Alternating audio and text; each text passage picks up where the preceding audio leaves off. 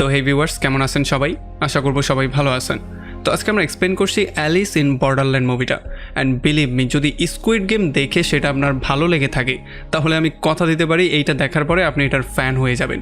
আর সবচেয়ে ইন্টারেস্টিং ব্যাপার হচ্ছে স্কুইড গেমের আগে রিলিজ দেওয়া হয়েছিল এই সিরিজটা, কিন্তু কোনো একটা আননোন কারণে এই সিরিজটা অত বেশি হাইপ ক্রিয়েট করতে পারেনি, যেই জন্য এটা স্কুইড গেমের নিচেই চাপা পড়ে গেছে। তবে যাই হোক, যেহেতু আমরা আজকে এটা এক্সপ্লেন করছি এই জন্য আপনারাও এটা দেখার একটা সুযোগ পেয়ে গেলেন। অ্যান্ড এইটা দেখার পরে আপনারাই বিচার করবেন যে আসলে স্কুইড গেম সেরা নাকি এইটা সেরা। থাম্বনেলে যেমনটা দেখতে পেয়েছেন ঠিক তেমনটাই, এইটা হবে স্কুইড গেমের বাপ। তো চলুন কথা না বাড়িয়ে শুরু করি আজকের ভিডিও।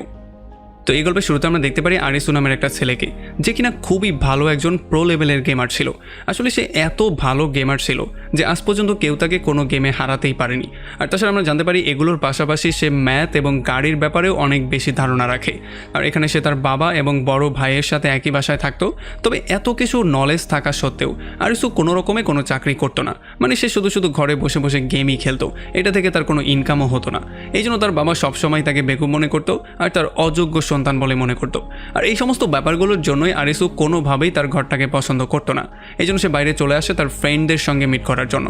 আর তখন আমরা এদিকে তার একটা ফ্রেন্ডকে দেখতে পারি যে কিনা একটা বারে চাকরি করতো। আসলে একটু পরেই এই বারের মালিক এসে তাকে আচ্ছা রকম ধোলাই করে তাকে চাকরি থেকে বের করে দেয়, কারণ সে চক্কর চালাচ্ছিল সেই বারের মালিকের ওয়াইফের সাথে। আর যখন সেই বারের মালিক এটা দেখতে পারে তখন সে তাকে আচ্ছা রকম ধোলাই করে বের করে দেয়। আর এরপরে আমরা দেখতে পারি তাদের 3 নম্বর বন্ধুকে, যাকে তারা সবাই ছোট বলে ডাকতো, যে কিনা একটা বোরিং কর্পোরেট 9 to 5 জবের মধ্যে ছিল। এই জবটা করতে তার একেবারেই ভালো তো লাগছিল না, তবে বাধ্য হয়েই তাকে এটা করতে হচ্ছিল। আর তাছাড়া মাস শেষে যখন সে বেতন পেত তখন সেই বেতনের বড় একটা অংশ তার মা এসে নিয়ে যেত, যেই জন্য তার নিজের হাত খরচের মতো টাকাও তার কাছে থাকতো না। এখন আমরা তাদের 3 জনের লাইফ দেখেই ব্যাপারটা ক্লিয়ারলি বুঝতে পারি যে তাদের 3 জনের লাইফেই একটা একটা করে পেইন আছে, যেই পেইনগুলো অসহ্য রকমের তাদেরকে যন্ত্রণা দিচ্ছিল। তবে তারপরেও যখন তারা 3 জন একসাথে মিট করতো তখন তারা সমস্ত দুঃখগুলো ভুলে যেত আর তারা একসাথে ফুর্তি করা শুরু করতো। এমন করেই যখন একদিন রাস্তার ধারে তারা দাঁড়িয়ে সিগারেট খাচ্ছিল তখন তারা চিন্তা করে যে যদি জম্বি ব্রেকডাউন শহরের মধ্যে হয়ে যেত তাহলে আমরা সবাই আবারও একটা সুযোগ পেয়ে যেতাম নিজের লাইফটাকে নতুন করে শুরু করতে। এই সমস্ত ব্যাপারগুলো বলে তারা হাসাহাসি করছিল আর তারা রোডের মধ্যে গিয়ে নাচানাচি করা শুরু করে দিয়েছিল, যেই জন্য একটা গাড়ির ডিসব্যালেন্স হয়ে অ্যাক্সিডেন্ট করে ফেলে, যেই জন্য পুলিশও তাদেরকে ফলো করা শুরু করে। এই জন্য তারা পুলিশ থেকে বাঁচার জন্য দৌড়ে পালানো শুরু করে। আর একটা পর্যায়ে তারা একটা মলের বাথরুমের মধ্যে এসে লুকিয়ে পড়ে। তবে দুর্ভাগ্যবশত হঠাৎই তখন সমস্ত কারেন্ট চলে যায় আর বাথরুমের লাইটগুলো বন্ধ হয়ে যায়। আর তখনই আশ্চর্যজনকভাবে তারা লক্ষ্য করে যে একটু আগেও বাইরে যেই হইচই চিৎকার চেঁচামেচি হচ্ছিল সেই সমস্ত কিছুই হঠাৎ করেই থেমে গেছে। আর এই জন্য যখন আরিসু বাইরে গিয়ে চেক করে তখন সে পুরোপুরি শকড হয়ে যায়।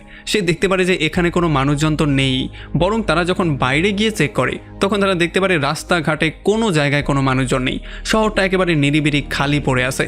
তাছাড়া পুরো শহরের মধ্যে অনেক খোঁজাখুঁজি করে তারা একটা কুকুর পর্যন্ত খুঁজে পায় না। তাছাড়া তারা দেখতে পারে যে এই পুরো শহরের মধ্যে লাইটও নেই।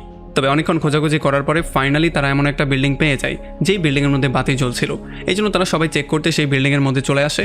তবে এখানে এসে তারা দেখতে পারে একটা জায়গায় গেম এরিয়া লেখা আছে। আর যখনই তারা আরও একটু সামনে আগায় তখন আমরা দেখতে পারি একটা লেজার লাইট অন হয়ে যায়। আর যখন তারা মধ্যে চলে আসে তখন তারা দেখতে পারে তাদের সামনে কতগুলো ফোন দেয়া ছিল। আর যখনই এই ফোনগুলো তারা হাতে নেয় তখন তাদের ফেস আইডির মাধ্যমে ফোনগুলো আনলক হয়ে যায়। আর তখন এই ফোনের মধ্যে তারা কিছু গেমের নিয়মকানুন পেয়ে যায়, কিছু গেম পেয়ে যায়। আর পরবর্তীতে তাদেরকে কী করে গেমগুলো খেলতে হবে সেই সমস্ত ইনস্ট্রাকশনগুলো দেয়া হবে। আর তখনই তারা দেখতে পারে তাদের মোবাইলের মধ্যে একটা টাইমারও অন হয়ে গিয়েছিল। আর তখনই আমরা দেখতে পারি এখানে একটা মেয়ে চলে আসে, যেই মেয়েটা কিনা এই গেম এরিয়ার মধ্যে অলরেডি ছিল। আর এই মেয়েটা এসে ছোট আইডি কার্ডটা নিয়ে যখনই বাইরের দিকে ছুঁড়ে মারে তখন এই আইডি কার্ডটা লেজার লাইটে পুরো ফুটো হয়ে যায়, মানে আইডি কার্ডটা পুরো জ্বলে যায়। আর এটা দেখার পরে তো তারা সবাই পুরোপুরি শকড হয়ে যায়। আর তখন এই মেয়েটা তাদেরকে বুঝিয়ে বলার ট্রাই করে যে যদি তোমরা কেউ গেম না খেলে পালিয়ে যাওয়ার ট্রাই করো তাহলে তোমাদেরকেও লেজার লাইট দিয়ে পুরো ফুটো করে দেওয়া হবে, মানে তোমাদেরকে মেরে ফেলা হবে।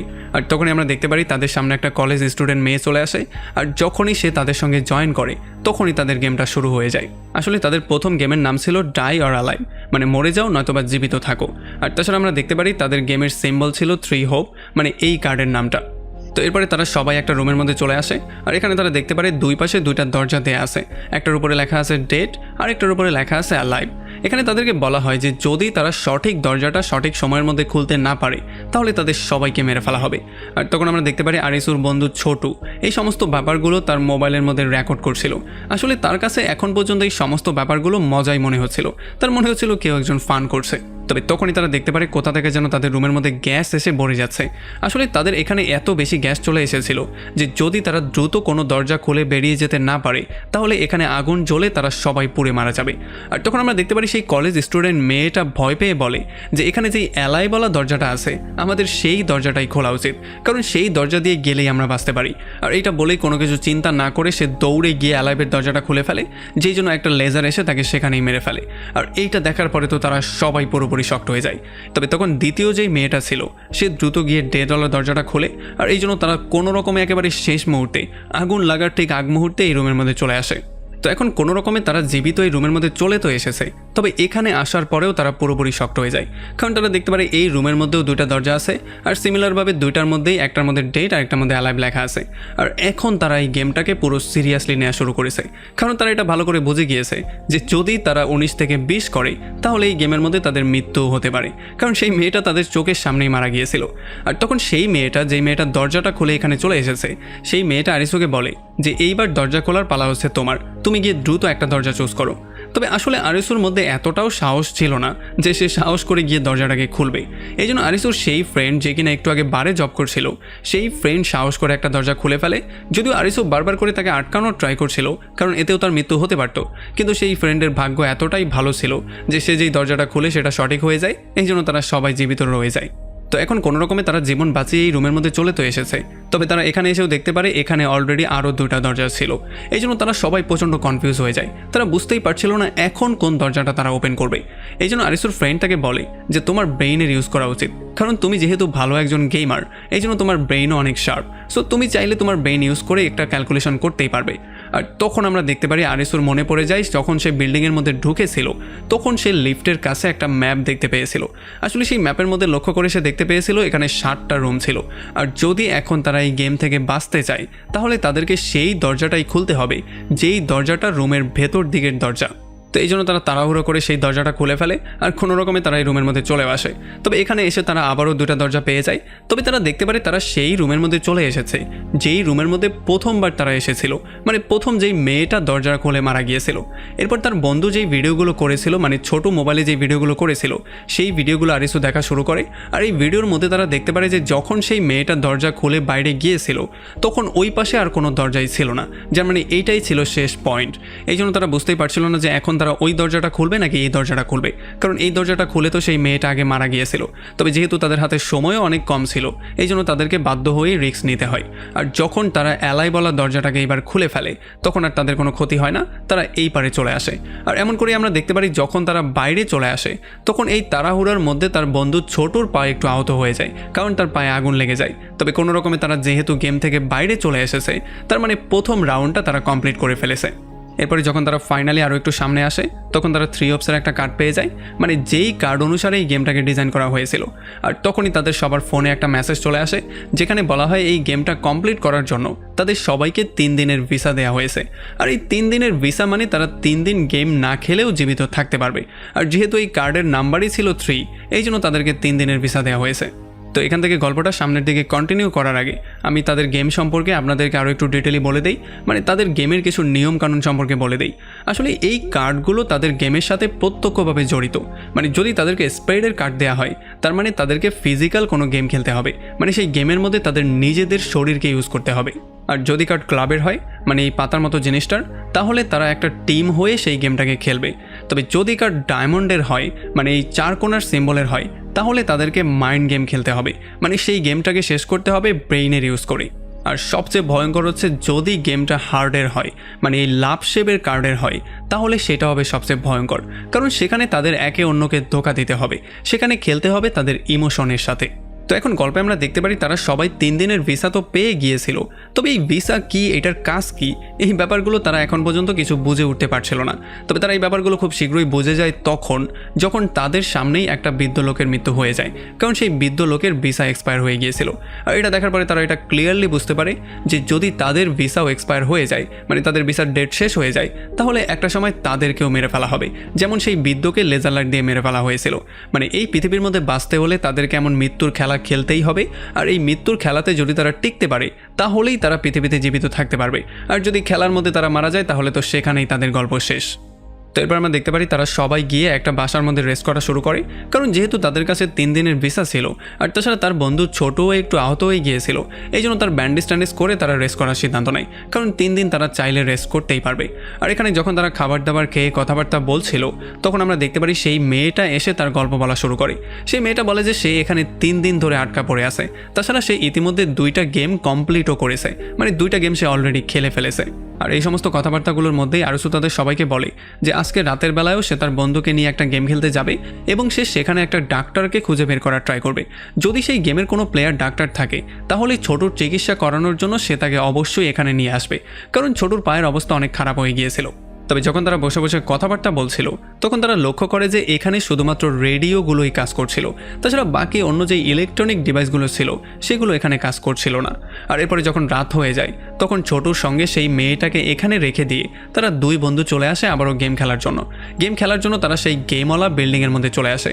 এখানে আমরা দেখতে পারি আরও অনেকগুলো প্লেয়ার এসে জমা হয়ে গিয়েছিল, আর এখানে সাদা চুলওয়ালা একটা ছেলেকেও আমরা দেখতে পারি যে কিনা এখানে দাঁড়িয়ে দাঁড়িয়ে তার কোনো একটা ডিভাইসকে চার্জ করছিল।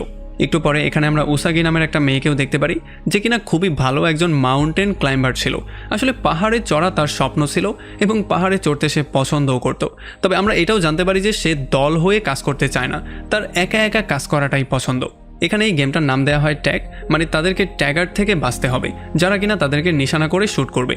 আর তাছাড়া আমরা দেখতে পারি এই গেমটা ছিল 5 অফ স্পিরিটের, মানে এই গেমের মধ্যে তাদেরকে ফিজিক্যাল অ্যাক্টিভিটি করতে হবে, মানে তাদের সবার শরীরকে এই গেমের মধ্যে কাজে লাগাতে হবে। আসলে এই গেমের নিয়ম ছিল এই বিল্ডিংয়ের মধ্যে কোনো একটা রুমের মধ্যে একটা বাটন আছে, তাদেরকে এই বাটনটা মাত্র 20 মিনিটের মধ্যেই গিয়ে প্রেস করতে হবে, তাহলেই তারা গেমটা উইন করে ফেলবে। আর এর মাঝখানে তাদের উপরে বিভিন্নভাবে শ্যুট করা হবে, এই শ্যুটিংগুলো থেকেও তাদেরকে বাঁচতে হবে।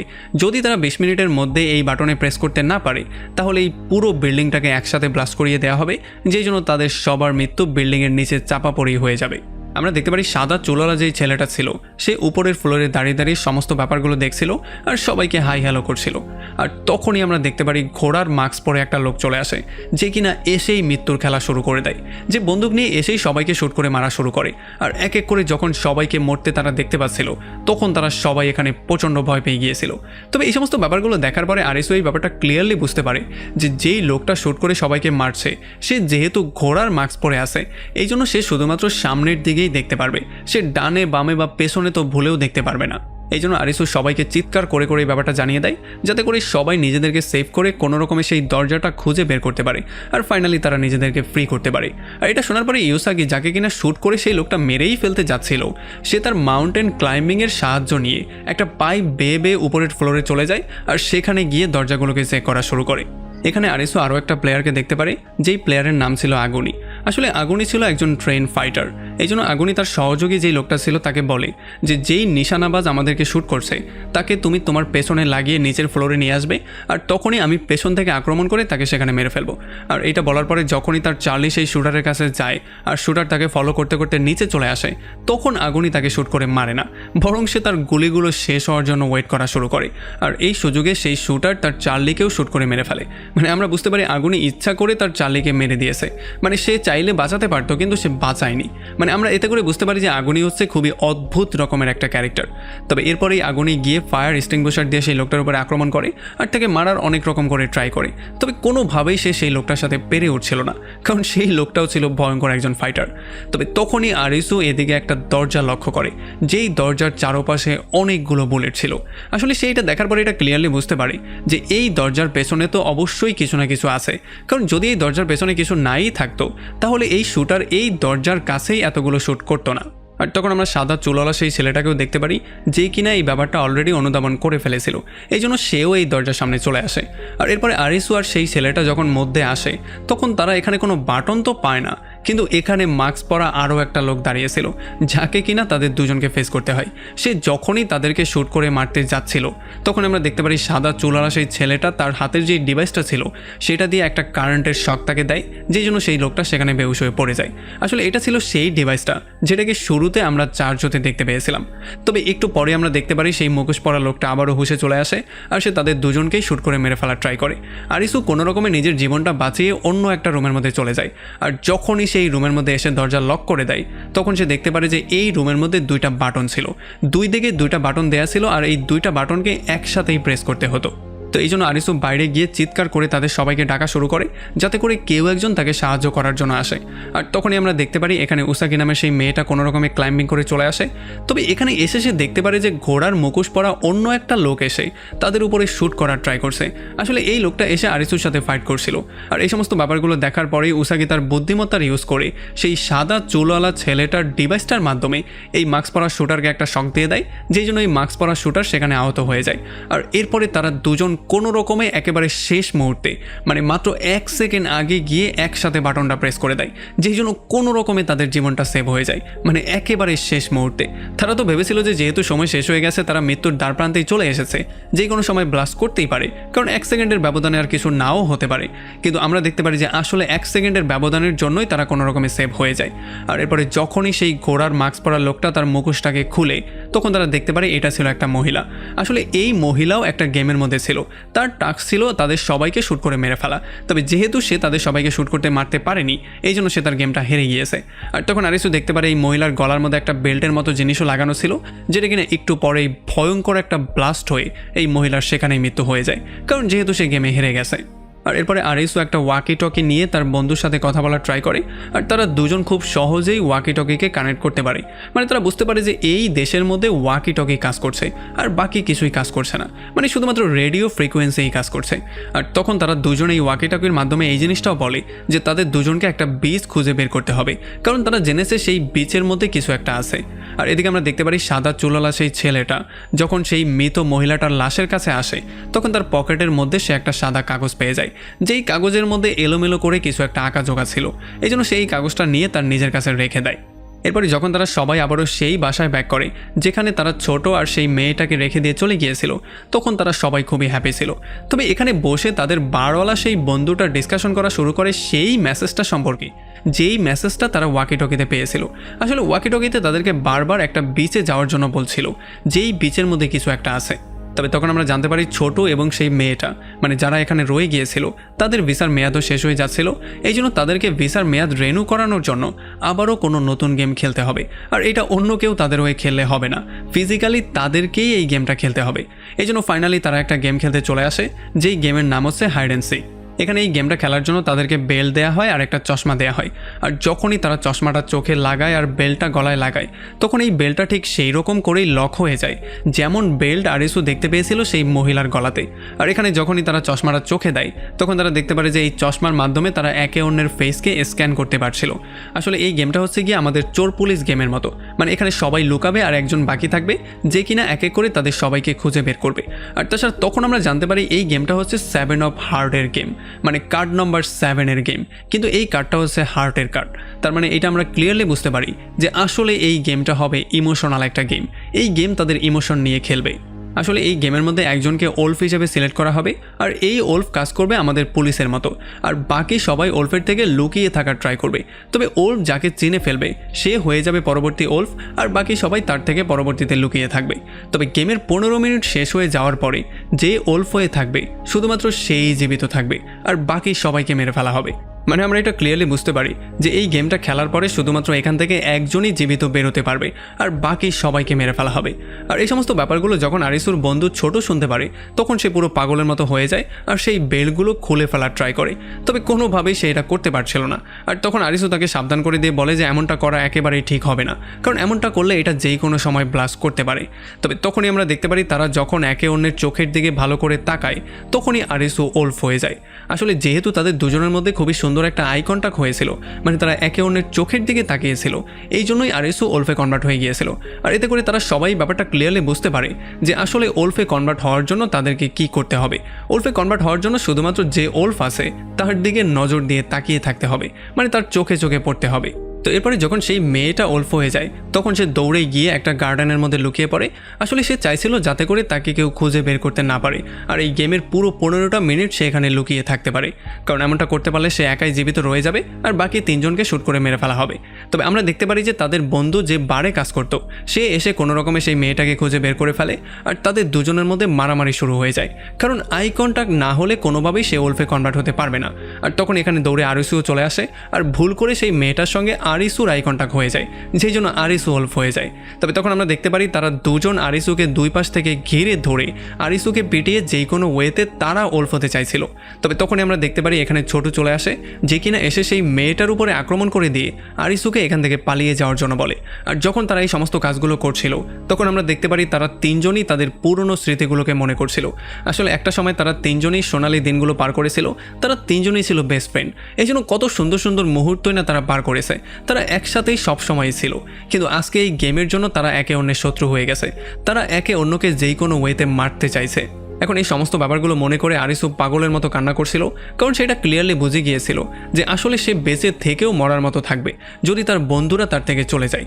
এই জন্য সে তার সমস্ত বন্ধুদেরকে খোঁজা শুরু করে আর সবাইকে চিৎকার করে করে ডাকা শুরু করে, কিন্তু কেউই তার ডাকে সাড়া দিচ্ছিল না। আর সেই মেয়েটা চিৎকার করার ট্রাই করলেও ছোট তার মুখ চেপে ধরে রাখছিল। আসলে তারা দুজনেই সিদ্ধান্ত নিয়েছিল যে আরিসুই পরবর্তীতে এই গেমটাকে কন্টিনিউ করবে, কারণ তারা যদি কন্টিনিউ করে তাহলেও তারা সার্ভাইভ করতে পারবে না। এই জন্য তারা দুজন গিভ আপই করে দিয়েছিল। কিন্তু একেবারে লাস্টের 10 সেকেন্ডের মাথায় আরিসু ফাইনালি তার সেই বারওয়ালা বন্ধুকে সামনে পেয়ে যায়। এখানে সে আরিসুকে বলে, আরিসু সব কিছুর জন্য তোমাকে ধন্যবাদ। আর এতটুকু বলার সঙ্গে সঙ্গেই তার গলার বেলটা ব্লাস্ট হয়ে যায়, যেই জন্য তার মাথা পুরো গুঁড়ো গুঁড়ো হয়ে যায়। আর আরিসু যখন এই ব্যাপারটা দেখতে পারে আর সে দেখতে পারে তার দুইটা বন্ধুই তার চোখের সামনে মারা গিয়েছে, তাদের মাথাগুলো গুঁড়ো গুঁড়ো হয়ে গেছে, তখন সে পাগলের মতো কান্নাকাটি করা শুরু করে। আসলে সে এখন জীবিত থেকে করবেটাই কি, সে এই জিনিসটাও কোনোভাবে বুঝতে পারছিল না। এই জন্য সে পাগলের মতো কান্না করছিল। অ্যান্ড বিলিভ মি, যদি এই এপিসোডটা আপনি মন দিয়ে দেখেন তাহলে এই এপিসোড দেখার পরে আপনি কান্না করতে বাধ্য হবেন। আমি নিজেও কান্না করে দিয়েছিলাম। তো এরপরে পরদিন সকালবেলা যখন উসাগি খাবারের সন্ধান করার জন্য বাইরে বের হয় তখন সে দেখতে পারে আরিসু রাস্তার মধ্যে পাগলের মতো পড়ে আছে। এই জন্য সে তাকে সেখান থেকে উঠিয়ে তার ঘরের মধ্যে নিয়ে আসে। আর এখানে আমরা জানতে পারি যে উসাগির সবসময় একাকিত্বই পছন্দ, সে একা ঘরের মধ্যে থাকতেই পছন্দ করে। তবে যখন আরিসু জ্ঞান ফিরে পায় তখন সে তাকে বলে যে তুমি যেহেতু গেমের মধ্যে আমাকে সাহায্য করেছিলে এই জন্য আমি তোমার সাহায্য করার ট্রাই করছি। তবে আরিসু তার সাহায্য কোনোভাবেই চাইছিল না, কারণ আরিসু যেহেতু তার বন্ধুদের হারিয়ে ফেলেছে এই জন্য সে আর বাঁচতেই চাইছিল না। তবে তখন উসাগি তাকে বলে যে আমার বাবা ছিল একজন ফেমাস মাউন্টেন ক্লাইম্বার, সে অনেক অনেক পাহাড়ে চড়েছে, কিন্তু যখন তার মৃত্যু হয়ে গিয়েছিল তখন মিডিয়া একটা ভুল খবর সবার মধ্যে ছড়িয়ে দিয়েছিল। তারা বলেছিল যে আমার বাবা ইচ্ছা করে সুইসাইড করেছে যাতে করে আমি ইন্স্যুরেন্সের টাকাগুলো পেয়ে যাই। তবে আসলে এমনটা কোনোদিনও ছিল না। আসলে সেই গল্পটা শেয়ার করে এই ব্যাপারটা বলার ট্রাই করছিল যে একটা না একটা সময় আমাদের ভালোবাসার মানুষগুলো আমাদের থেকে চলেই যাবে। তার মানে এইটা না যে আমরা তাদের সঙ্গে চলে যাব বা আমরা নিজেদেরকেই শেষ করে দেব। আসলে আমাদের মৃত্যু তো তখন আসবে যখন আমাদের সিরিয়াল আসবে, কিন্তু যতদিন আমাদের মৃত্যু না আসছে ততদিন আমরা কেন হাল ছেড়ে দেব? আমরা চাইলেই আনন্দের সাথে বাঁচতে পারি, আমরা চাইলে জীবনের সঙ্গে লড়াই করতে পারি। আসলে আমরা দেখতে পারি সে ট্রাই করছিল আরিসুকে একটু সাহস দেওয়ার, কারণ আরিসু তার সমস্ত কিছু হারিয়ে ফেলেছে। আর এই সমস্ত মোটিভেশনাল কথাগুলো শোনার পরে ফাইনালি আরিসু উঠে যায় আর সে সিদ্ধান্ত নিয়ে ফেলে যে সে এই গেমের হেডকে যেই কোনো ওয়েতে খুঁজে বের করবে আর তার বন্ধুদের মৃত্যুর বদলা সে নিয়েই ছাড়বে। তবে যেহেতু তাদের দুজনেরও ভিসা একেবারে শেষের দিকে ছিল এই জন্য ফাইনালি রাতের বেলায় তারা দুজন চলে আসে একটা গেম এরিয়াতে, যেটা কিনা ছিল একটা টানেলের মাঝখানে।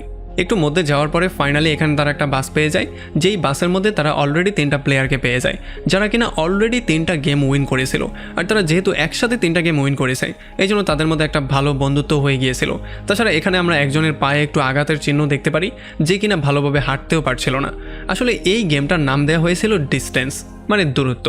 তাছাড়া এই গেমের সিম্বল ছিল 4 অফ ক্লাব, মানে এইটা একটা টিম গেম হবে, মানে সবাই মিলে এই গেমটাকে কমপ্লিট করতে হবে। তাছাড়া তাদেরকে মাত্র 2 ঘন্টা সময় দেওয়া হয়েছিল, এই 2 ঘন্টার মধ্যে তাদের গন্তব্যস্থানে তাদেরকে পৌঁছাতে হবে। আর যদি তারা পৌঁছাতে না পারে তাহলে তাদের সাথে কি হবে সেটা আপনি ভালো করেই জানেন। আর তখনই তারা তাদের ফোনের মধ্যে একটা ইন্ডিকেটরও দেখতে পারে, যেই ইন্ডিকেটর ইন্ডিকেট করছিল তারা কত দূরত্ব পাড়ি দেবে, মানে তাদের কত দূরত্ব পাড়ি দিতে হবে সেই ব্যাপারটা এখানে দেয়া ছিল। আর এরপরে যখন এখানে একজন গিয়ে বাসটাকে ড্রাইভ করার ট্রাই করে তখন তারা দেখতে পারে বাসের মধ্যে ফিউলই ছিল না, এই জন্য কোনোভাবে এটাকে স্টার্টই দেওয়া যাচ্ছিল না। আর এই জন্য ফাইনালি বাধ্য হয়ে তারা দৌড়ে এই জার্নিটাকে কমপ্লিট করার সিদ্ধান্ত নেয়। আসলে তারা টানেলের ওই পারে যাওয়ার সিদ্ধান্ত নিয়েছিল, মানে অন্য পাশে যেই মুখটা আছে সেখানে। সেই রাস্তাটা অনেক দূরের একটা জার্নি ছিল, এই জন্য এটা ছিল খুবই ডিফিকাল্ট একটা জার্নি তাদের সবার জন্য।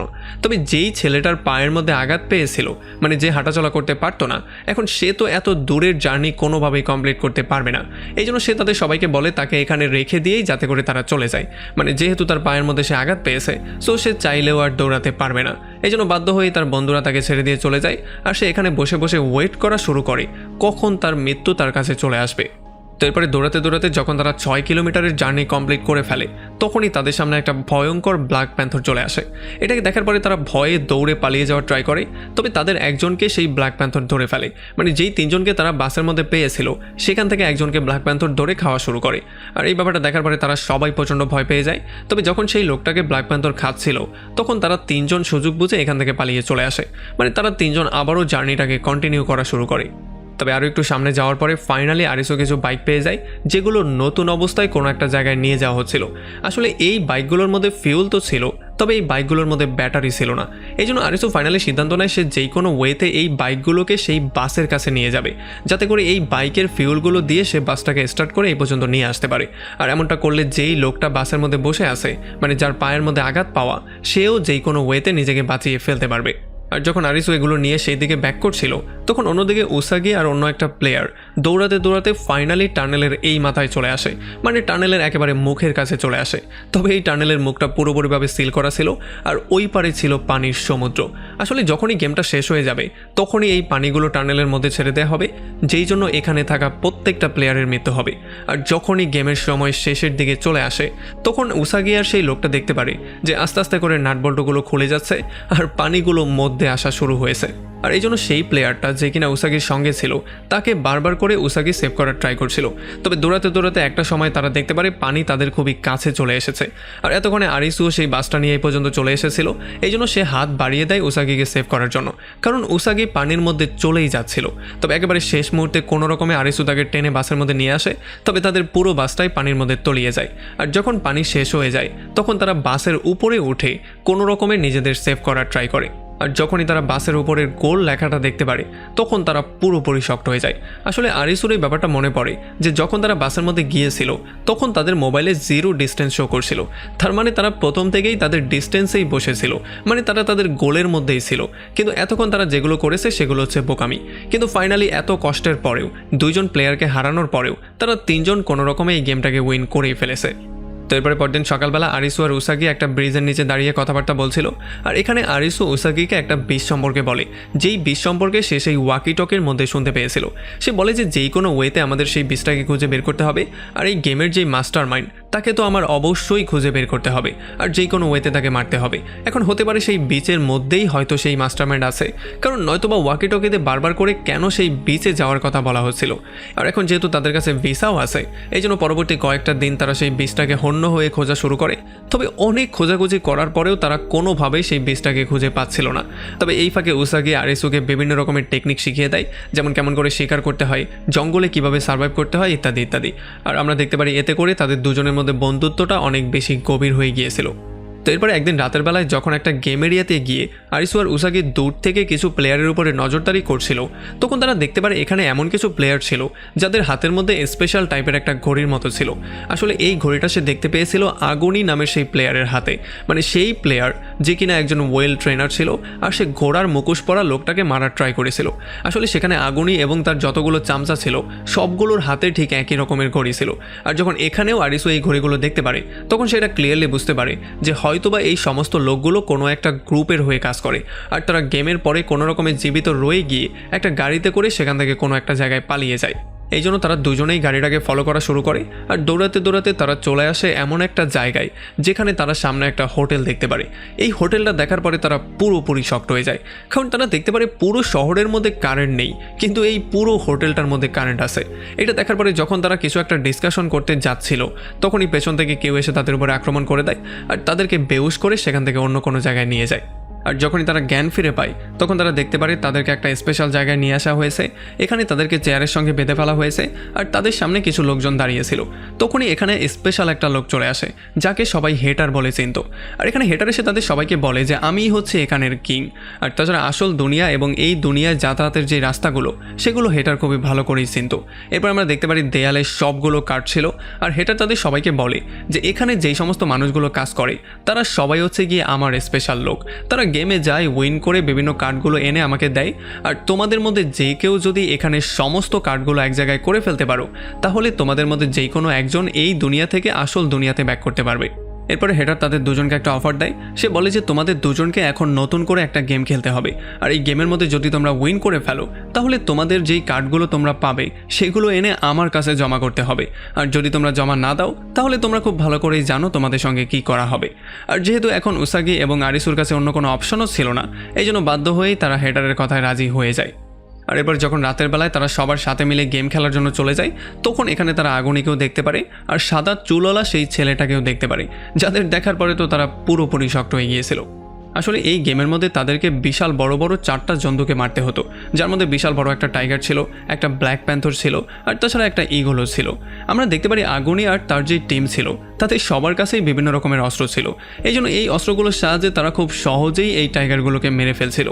আর অন্যদিকে উসাগির টিমকেও একটা স্পেশাল ধরনের গেম দেওয়া হয়। আসলে তাদেরকে একটা অন্ধকার বিল্ডিংয়ের মধ্যে একটা নাম্বার খুঁজে বের করার দায়িত্ব দেওয়া হয়, আর তাছাড়া এই নাম্বারগুলো দেখার জন্য তাদের কাছে মাত্র 9টা ম্যাচের কার্ডই দেওয়া হয়। এই 9টা ম্যাচের কার্ডই শেষ হয়ে গেলেই তারা গেমটা হেরে যাবে, আর যদি এই 9টার মাধ্যমে তারা নাম্বারটা খুঁজে বের করতে পারে তাহলেই তারা উইন করে ফেলবে। আর আমরা দেখতে পারি যে উসাগি একেবারে শেষ মুহূর্তে এই নাম্বারটা খুঁজে বের করেই ফেলে। কিন্তু তখন এদিকে আমরা দেখতে পারি আসল গেমটা আসলে আরিসুর সাথে খেলা হচ্ছিল। আসলে এখানে সার্জন একটা মেয়ে যে কিনা আসলে হেটারের গ্রুপের ছিল, সে আরিসুকে নিয়ে একটা আন্ডারগ্রাউন্ডের বিল্ডিংয়ে চলে আসে, যেখানে সে আরিসুকে টেস্ট করার জন্য নিয়ে আসে যে আসলেই আরিসু কি হেটারের টিমে থাকার যোগ্য নাকি তাকে বের করে দেওয়া উচিত। এই টেস্টটা করার জন্যই সে আরিসুকে আন্ডারগ্রাউন্ডে নিয়ে আসে, আর আমরা দেখতে পারবো এখানে একটা ভয়ঙ্কর টেস্ট তাকে দিয়ে করানো হবে। তো এরপরে যখন সমস্ত প্লেয়াররা চলে আসে তখন সমস্ত প্লেয়ারদেরকে এনে কারেন্টের ট্রান্সমিটারের নিচে দাঁড় করিয়ে দেওয়া হয়। আমরা জানতে পারি এই গেমটার নাম হচ্ছে লাইট বাল্ব, আর এই গেমের সিম্বল হচ্ছে গিয়ে 4 অফ ডায়মন্ড। মানে এই গেমের মধ্যে আরিসুকে তার ব্রেইন ইউজ করে যেই কোনো ওয়েতে গেমটা উইন করতে হবে। তবে আমরা দেখতে পারি এই টানেলের মধ্যে আস্তে আস্তে করে পানি দিয়েও ভরা হচ্ছিল, মানে যাতে করে তাদের মধ্যে একটা প্রেশার ক্রিয়েট হয়, আর সময়ও খুবই কম ছিল। এই সময়ের মধ্যেই তাদেরকে টাস্কটা কমপ্লিট করতে হতো। আসলে তাদের সবার সামনে একটা বাল্ব দেয়া ছিল, যেই বাল্বের নিচে 3টা সুইচ ছিল, এ, বি এবং সি। এখন তাদেরকে এইটা বের করতে হবে যে কোন সুইচে টিপ দিলে বাল্বটা অন হবে। তবে এখানে আসল সমস্যাটা ছিল বাল্বের সামনের যে দরজাটা, সেই দরজাটা একটু পরে বন্ধ করে দেওয়া হবে। এই জন্য তারা এটা জানতেই পারবে না যে সুইচে টিপ দেওয়ার পরে সেই বাতিটা জ্বলেছে কি না। এখানে একটা মেয়ে যখন প্রচণ্ড ভয় পেয়ে তারগুলো চেক করার ট্রাই করে, তখন একটা বিশাল বড় শকের কারণে সে সেখানেই মারা যায়। আর আমরা দেখতে পারি এখানে একটা হইচই শুরু হয়ে যায়। তবে আরিসু তার ব্রেইনের ইউজ করে ফাইনালি শেষ মুহূর্তে এই গেমটাকে উইন করে ফেলে। মানে এখানে নাম্বারটা ছিল বি সুইচে চাপ দিলেই সেই লাইটটা অন হতো। আর তখন আমরা জানতে পারি যে সেই সার্জন মেয়েটা অলরেডি অ্যান্সারটা জানতো, তবে সে আরিসুর টেস্ট নেওয়ার জন্য তাকে তেমন কিছুই বলেনি। তো এরপরে আরিসুকে আবারও হোটেলে ব্যাক করানো হয়, আর এরপরে তাকে হেটারের সামনে পেশ করানো হয়। কারণ আরিসু যেহেতু এখন সেই টাস্কটা কমপ্লিট করে ফেলেছে, এখন সে হয়ে গেছে হেটারের গ্রুপের একজন মেম্বার। তবে আমরা দেখতে পারি যেহেতু আজকে হেটারের ভিসার ডেটও শেষ হয়ে যাচ্ছিল, এই জন্য হেটার তাদের সবার সামনে অ্যানাউন্স করে বলে দেয় যে আজকে যেহেতু আমার ভিসার ডেট শেষ হয়ে যাচ্ছে, এই জন্য আমি আজকে রাতের বেলায় গেম খেলার জন্য যাব। আর তখন এখানে আমরা আগুনিকেও দেখতে পারি যে কিনা এই কথাটা শোনার পরে তার লোকজনকে ইশারা করে কিছু একটা বলছিল, যা মানে আমরা বুঝতে পারি যে হয়তোবা আজকে রাতের বেলায় কোনো একটা বড় ধামাকা হতে যাচ্ছে। তো এরপরে হেটারে চলে যাওয়ার পরে পরদিন সকালবেলা আরিসু এবং উসাগি দুজনে গিয়ে বিভিন্ন জনের কাছে জিজ্ঞেস করা শুরু করে যে যখন তারা আসল দুনিয়ায় চলে যাবে তখন তাদের সঙ্গে কি করা হবে, মানে তারা কি আগের লাইফটাই আবারও লিড করতে পারবে নাকি তাদেরকে এই গেমের মধ্যেই ফাঁসিয়ে দেওয়া হবে। তখন কেউ বলছিল তারা হয়তোবা পরবর্তী গেমে ফেসে যাবে, কেউ বলছিল লেজার লাইট দিয়ে তাদেরকে মেরে ফেলা হবে, ইত্যাদি ইত্যাদি। মানে আমরা দেখতে পারি কারো কাছেই সঠিক অ্যান্সার ছিল না, তারা সবাই তাদেরকে কনফিউজ করে দিচ্ছিল। তবে তখনই আরিসু একটা গুলির শব্দ শুনতে পারে, যেই জন্য সে বাইরে চেক করার জন্য আসে এখানে হয়েছেটা কি। তবে তখন সে দেখতে পারে যে আগুনের লোকজন কিছু মানুষকে শ্যুট করে তাদেরকে মেরে এখানে ডাস্টবিনের মধ্যে ফেলে দিয়ে চলে গিয়েছে। আর তখনই তার সামনে সাদা চুলওয়ালা সেই ছেলেটা চলে আসে, যে কিনা এসে তাকে এক্সপ্লেন করে বলে যে কেন এই লোকগুলোকে খুন করা হয়েছে। সে বলে যে এই সমস্ত লাশগুলো হচ্ছে সেই সমস্ত মানুষের লাশ যারা এই হোটেলের নিয়ম ভঙ্গ করেছে, মানে যারা আগুনের কথা শুনেনি বা হোটেলের নিয়ম ভঙ্গ করেছে তাদের সবাইকে মেরে এখানে পুঁতে দেওয়া হয়েছে। আর এরপর সে বলে যে আমার কাছে এখান থেকে বের হওয়ারও একটা প্ল্যান আছে। আসলে আমাদেরকে হেটারের কার্ডগুলোকে যেই কোনো ওয়েতে চুরি করতে হবে, কারণ হেটারের উপরেও আমরা বিশ্বাস করতে পারি না, কারণ আমরা জানি না যে সে আমাদেরকে আসলেই আসল পৃথিবীতে পাঠাবে নাকি সে নিজেই আমাদেরকে ফাঁকি দিয়ে আসল দুনিয়ায় চলে যাবে। আর যেহেতু আরিসুর কাছে অন্য কোনো অপশন ছিল না, এই জন্য আরিসু তার কথায় রাজিও হয়ে যায়। তো এরপরে যখনই তাদের সবাইকে মিটিংয়ে ডাকা হয় তখন মিটিংয়ে যাওয়ার পরে তারা পুরোপুরি শকড হয়ে যায়। তারা জানতে পারে যে আসলে হেটারেরও মৃত্যু হয়ে গেছে, মানে কালকে রাতে গেম খেলতে গিয়ে তার মৃত্যু হয়ে গেছে। আর তখন আগুনি তাদের সবাইকে বলে যে হেটারের যেহেতু মৃত্যু হয়ে গেছে, এই জন্য এখানের এখন বর্তমানের কিং হচ্ছে গিয়ে আমি। আর যখনই আগুনি তাকে কিং ঘোষণা করে আর সবাই জানতে পারে যে এখন হেটারের মৃত্যু হয়ে গেছে আর আগুনি হচ্ছে নতুন কিং, তখন সবাই প্রচণ্ড টেনশনের মধ্যে চলে আসে, কারণ আগুনি ছিল খুবই ভয়ঙ্কর একটা মানুষ। আর এই সুযোগে সেই সাদা চুলওয়ালা ছেলেটা আরিসুকে হেটারের ঘরের মধ্যে পাঠায় যাতে করে সে সেই কার্ডগুলোকে চুরি করতে পারে। এখন যখনই সে গিয়ে একটা লকার খুঁজে বের করে আর সেই সাদা চুলওয়ালা ছেলেটা তাকে পাসওয়ার্ড বলে, তখন সেই পাসওয়ার্ডটা ছিল একটা ভুল পাসওয়ার্ড, যেই জন্য এখানে আলাম বাজা শুরু হয়ে যায় আর আগুনি আর তার সমস্ত লোকজন এসে আরিসুকে ধরে ফেলে। আসলে সেই সাদা চুলওয়ালা ছেলেটা পাসওয়ার্ড তো সঠিকই বলেছিল, তবে আরিসু চলে গিয়েছিল ভুল লকারের কাছে। আর তাছাড়া আমরা জানতে পারি যে এই সমস্ত ব্যাপারটা ছিল সাদা চুলওয়ালা এই ছেলেটার একটা চাল, কারণ সে নিজেও জানতো না আসল লকারটা আসলে কোথায় আছে। সে শুধু পাসওয়ার্ডটা জানতো, তবে লকারটা কোথায় আছে সেটা সে জানতো না। আর এখানে যখন সে আরিসুকে পাঠিয়েছে আর আগুনি সমস্ত লোকজন তাকে ধরে আচ্ছা রকম ধোলাই করা শুরু করেছে, তখন বারবার করে আগুনি এখানে থাকা একটা হরিণের পেন্টিংয়ের দিকে তাকাচ্ছিল। আর এইটা দেখার পরে এই সাদা চুলওয়ালা ছেলেটা এটা ক্লিয়ারলি বুঝতে পারে যে আসলে সেই লকারটা এই পেন্টিংয়ের পেছনেই লুকানো আছে। আর একটু পরে আরিসুকে আচ্ছা রকম ধোলাই করে তাকে একটা রুমের মধ্যে এনে বেঁধে ফেলা হয়। তারা তাকে মারে না, কারণ আজকে রাতের বেলায় যেহেতু তার ভিসা শেষ হয়ে যাবে, এই জন্য আরিসু আজকে রাতের বেলায় এমনিতেই মারা যাবে। আর তখন এদিকে সাদা চুলওয়ালা সেই ছেলেটা আবারও চলে আসে হেটারের ঘরের মধ্যে আর সেই পেন্টিংটা সরিয়ে সে আসল লকারটাকে খুঁজে বের করেই ফেলে। আর এরপরে পাসওয়ার্ড দিয়ে সেখান থেকে সমস্ত কার্ডগুলো চুরি করে সে তার গার্লফ্রেন্ডের সঙ্গে এখান থেকে পালিয়ে যাওয়ার ট্রাই করে। তবে এখান থেকে যখন তারা যাচ্ছিল তখন তার গার্লফ্রেন্ডের আরিসুর জন্য অনেক বেশিই খারাপ লাগছিল, কারণ বেচারা আরিসুকে শুধুই বলির পাঠা বানানো হয়েছিল। তবে যখনই তারা হোটেল থেকে বাইরে যাওয়ার ট্রাই করছিল তখনই তারা নোটিস করে যে হোটেলের মধ্যে লেজার লাগানো। আর এইটা দেখার পরে তারা এটা ক্লিয়ারলি বুঝতে পারে যে আজকে রাতের বেলায় এই হোটেলটাই হয়ে গেছে গেম এরিয়া। আর এই হোটেলের মধ্যে যতগুলো মানুষ আছে তারা সবাই হয়ে গেছে এখানের প্লেয়ার। তো এরপরে হোটেলের মধ্যে বিশাল বড় করে একটা অ্যানাউন্স করা হয়, এই জন্য সবাই দৌড়ে লবিতে চলে আসে। আর লবিতে যখন তারা একটা একটা করে ফোন কালেক্ট করছিল তখন তারা দেখতে পারে এখানে একটা মেয়ের ডেড বডি পড়েছিল। আসলে এই মেয়েটাকে কেউ একজন মেরে ফেলেছিল। আর তখনই তাদের মোবাইলে মেসেজ চলে আসে যে তাদেরকে এই মেয়েটার খুনিকে খুঁজে বের করতে হবে। তাদের কাছে মাত্র 2 ঘন্টা সময় ছিল আর এই গেমের নাম দেওয়া হয়েছিল উইচ হান্ট। আসলে এই মেয়ের খুনিকে 2 ঘন্টার মধ্যে ধরে যদি তারা হোটেলের বাইরে নিয়ে পুড়িয়ে ফেলতে পারে তাহলেই এই গেমটা তারা উইন করে ফেলবে। এখন এটা শোনার পরে যেই মেয়েটা খুন হয়েছে তার বন্ধুকেই সবাই নিয়ে পুড়িয়ে দেওয়ার ট্রাই করে, কারণ তাদের মনে হচ্ছিল যে সেই হয়তো তার বান্ধবীকে খুন করেছে, কারণ সেই সবসময় তার সঙ্গে থাকতো। তবে যখন তারা সবাই মিলে জোর করে তাকে ধরে নিয়ে যাচ্ছিল তখন আমরা এখানে একটা মেয়েকে দেখতে পারি যে কিনা এসে তাদের সবাইকে থামিয়ে দেয়। আর এই মেয়েটা হচ্ছে একটা স্পেশাল ক্যারেক্টার যাকে একটু মনে রাখতে হবে। আর তখন আমরা দেখতে পারি আগুনি তার লোকজন নিয়ে চলে আসে আর সে তার লোকজনকে অর্ডার দিয়ে বলে দেয় যে এখানে যতগুলো মানুষ আছে সবাইকে শ্যুট করে মেরে ফেলো, কারণ খুনি তো অবশ্যই তাদের মধ্যে একজন। সো যদি সবাইকে মেরে ফেলি তাহলে এমনিতেই গেমটা শেষ হয়ে যাবে। আর এইটা শোনার পরে সবাই যে যার মতো পালানো শুরু করে, কারণ এখানে একটা ভয়ঙ্কর পরিস্থিতির সৃষ্টি হতে যাচ্ছিল। আর এই তাড়াহুড়োর মধ্যে আমরা দেখতে পারি উসাগি কোনো রকমে গিয়ে আরিসুকে খুঁজে বের করে ফেলে আর কোনো রকমের শেষ মুহূর্তে তার জীবনটাকে সেভ করে। আর তখন অন্যদিকে আমরা দেখতে পারি সেই সার্জেন্ট মেয়েটা সেই খুন হওয়া মেয়েটার বুকের চাকুটাকে কোনো রকমে বের করে এটাকে ল্যাবে নিয়ে টেস্ট করার সিদ্ধান্ত নেয়। আসলে সে এখানের ফিঙ্গারপ্রিন্টগুলো চেক করে এইটা দেখার ট্রাই করবে যে আসলেই তার খুনি কে।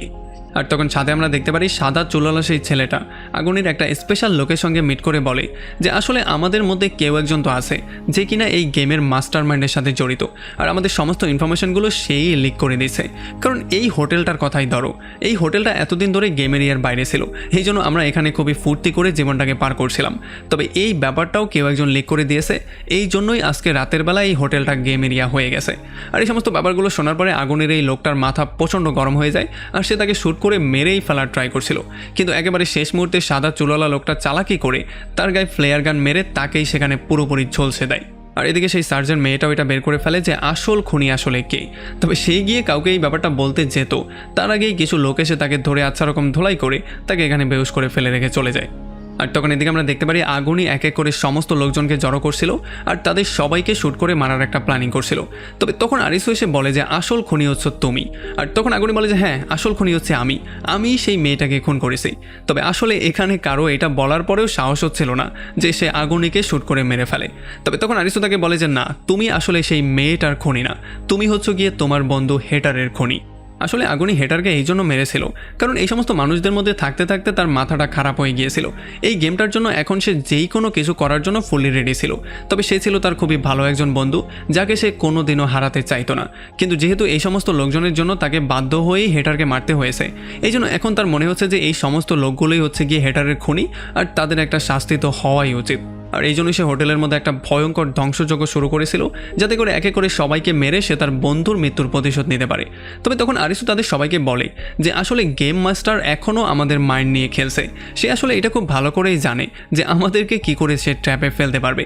আসলে এই মেয়েটাকে কেউ খুনই করেনি, এই মেয়েটা নিজেকেই নিজে খুন করেছে। আর এই ব্যাপারটার প্রমাণ দেওয়ার জন্য সার্জেন্ট মেয়েটাও সেই চাকুটা নিয়ে চলে আসে, আর সে সবার সামনে এই ব্যাপারটা প্রমাণও করে দেয়। আর তখন সেই মৃত মেয়েটার বান্ধবী, মানে যাকে শুরুতে তারা পুড়িয়ে দেওয়ার ট্রাই করছিল, সে সবার সামনে দাঁড়িয়ে বলে যে হ্যাঁ, আমিই হচ্ছে গিয়ে ডিলার, আমিই হচ্ছে গিয়ে গেম মাস্টারের সঙ্গে জড়িত। আর এইটা বলার সঙ্গে সঙ্গে একটা লেজার এসে তাকে সেখানে খুবই নির্মম একটা মৃত্যু দেয়। তবে তখন আমরা দেখতে পারি আগুনের সেই স্পেশাল লোকটা, যাকে কিনা পুড়িয়ে দেওয়া হয়েছিল, সে এই ভয়ঙ্কর অবস্থায় এখানে এসে সবার উপরে শ্যুট করা শুরু করে। আর এগুলো দেখার পরে আগুনই তাকে নিয়ে সোজা আগুনের মধ্যেই লাফ দেয়, যেই জন্য সবার জীবন তো সেভ হয়ে যায়। তবে আগুনের সাথে কি হয়েছে সেটা আমাদেরকে বলা হয় না।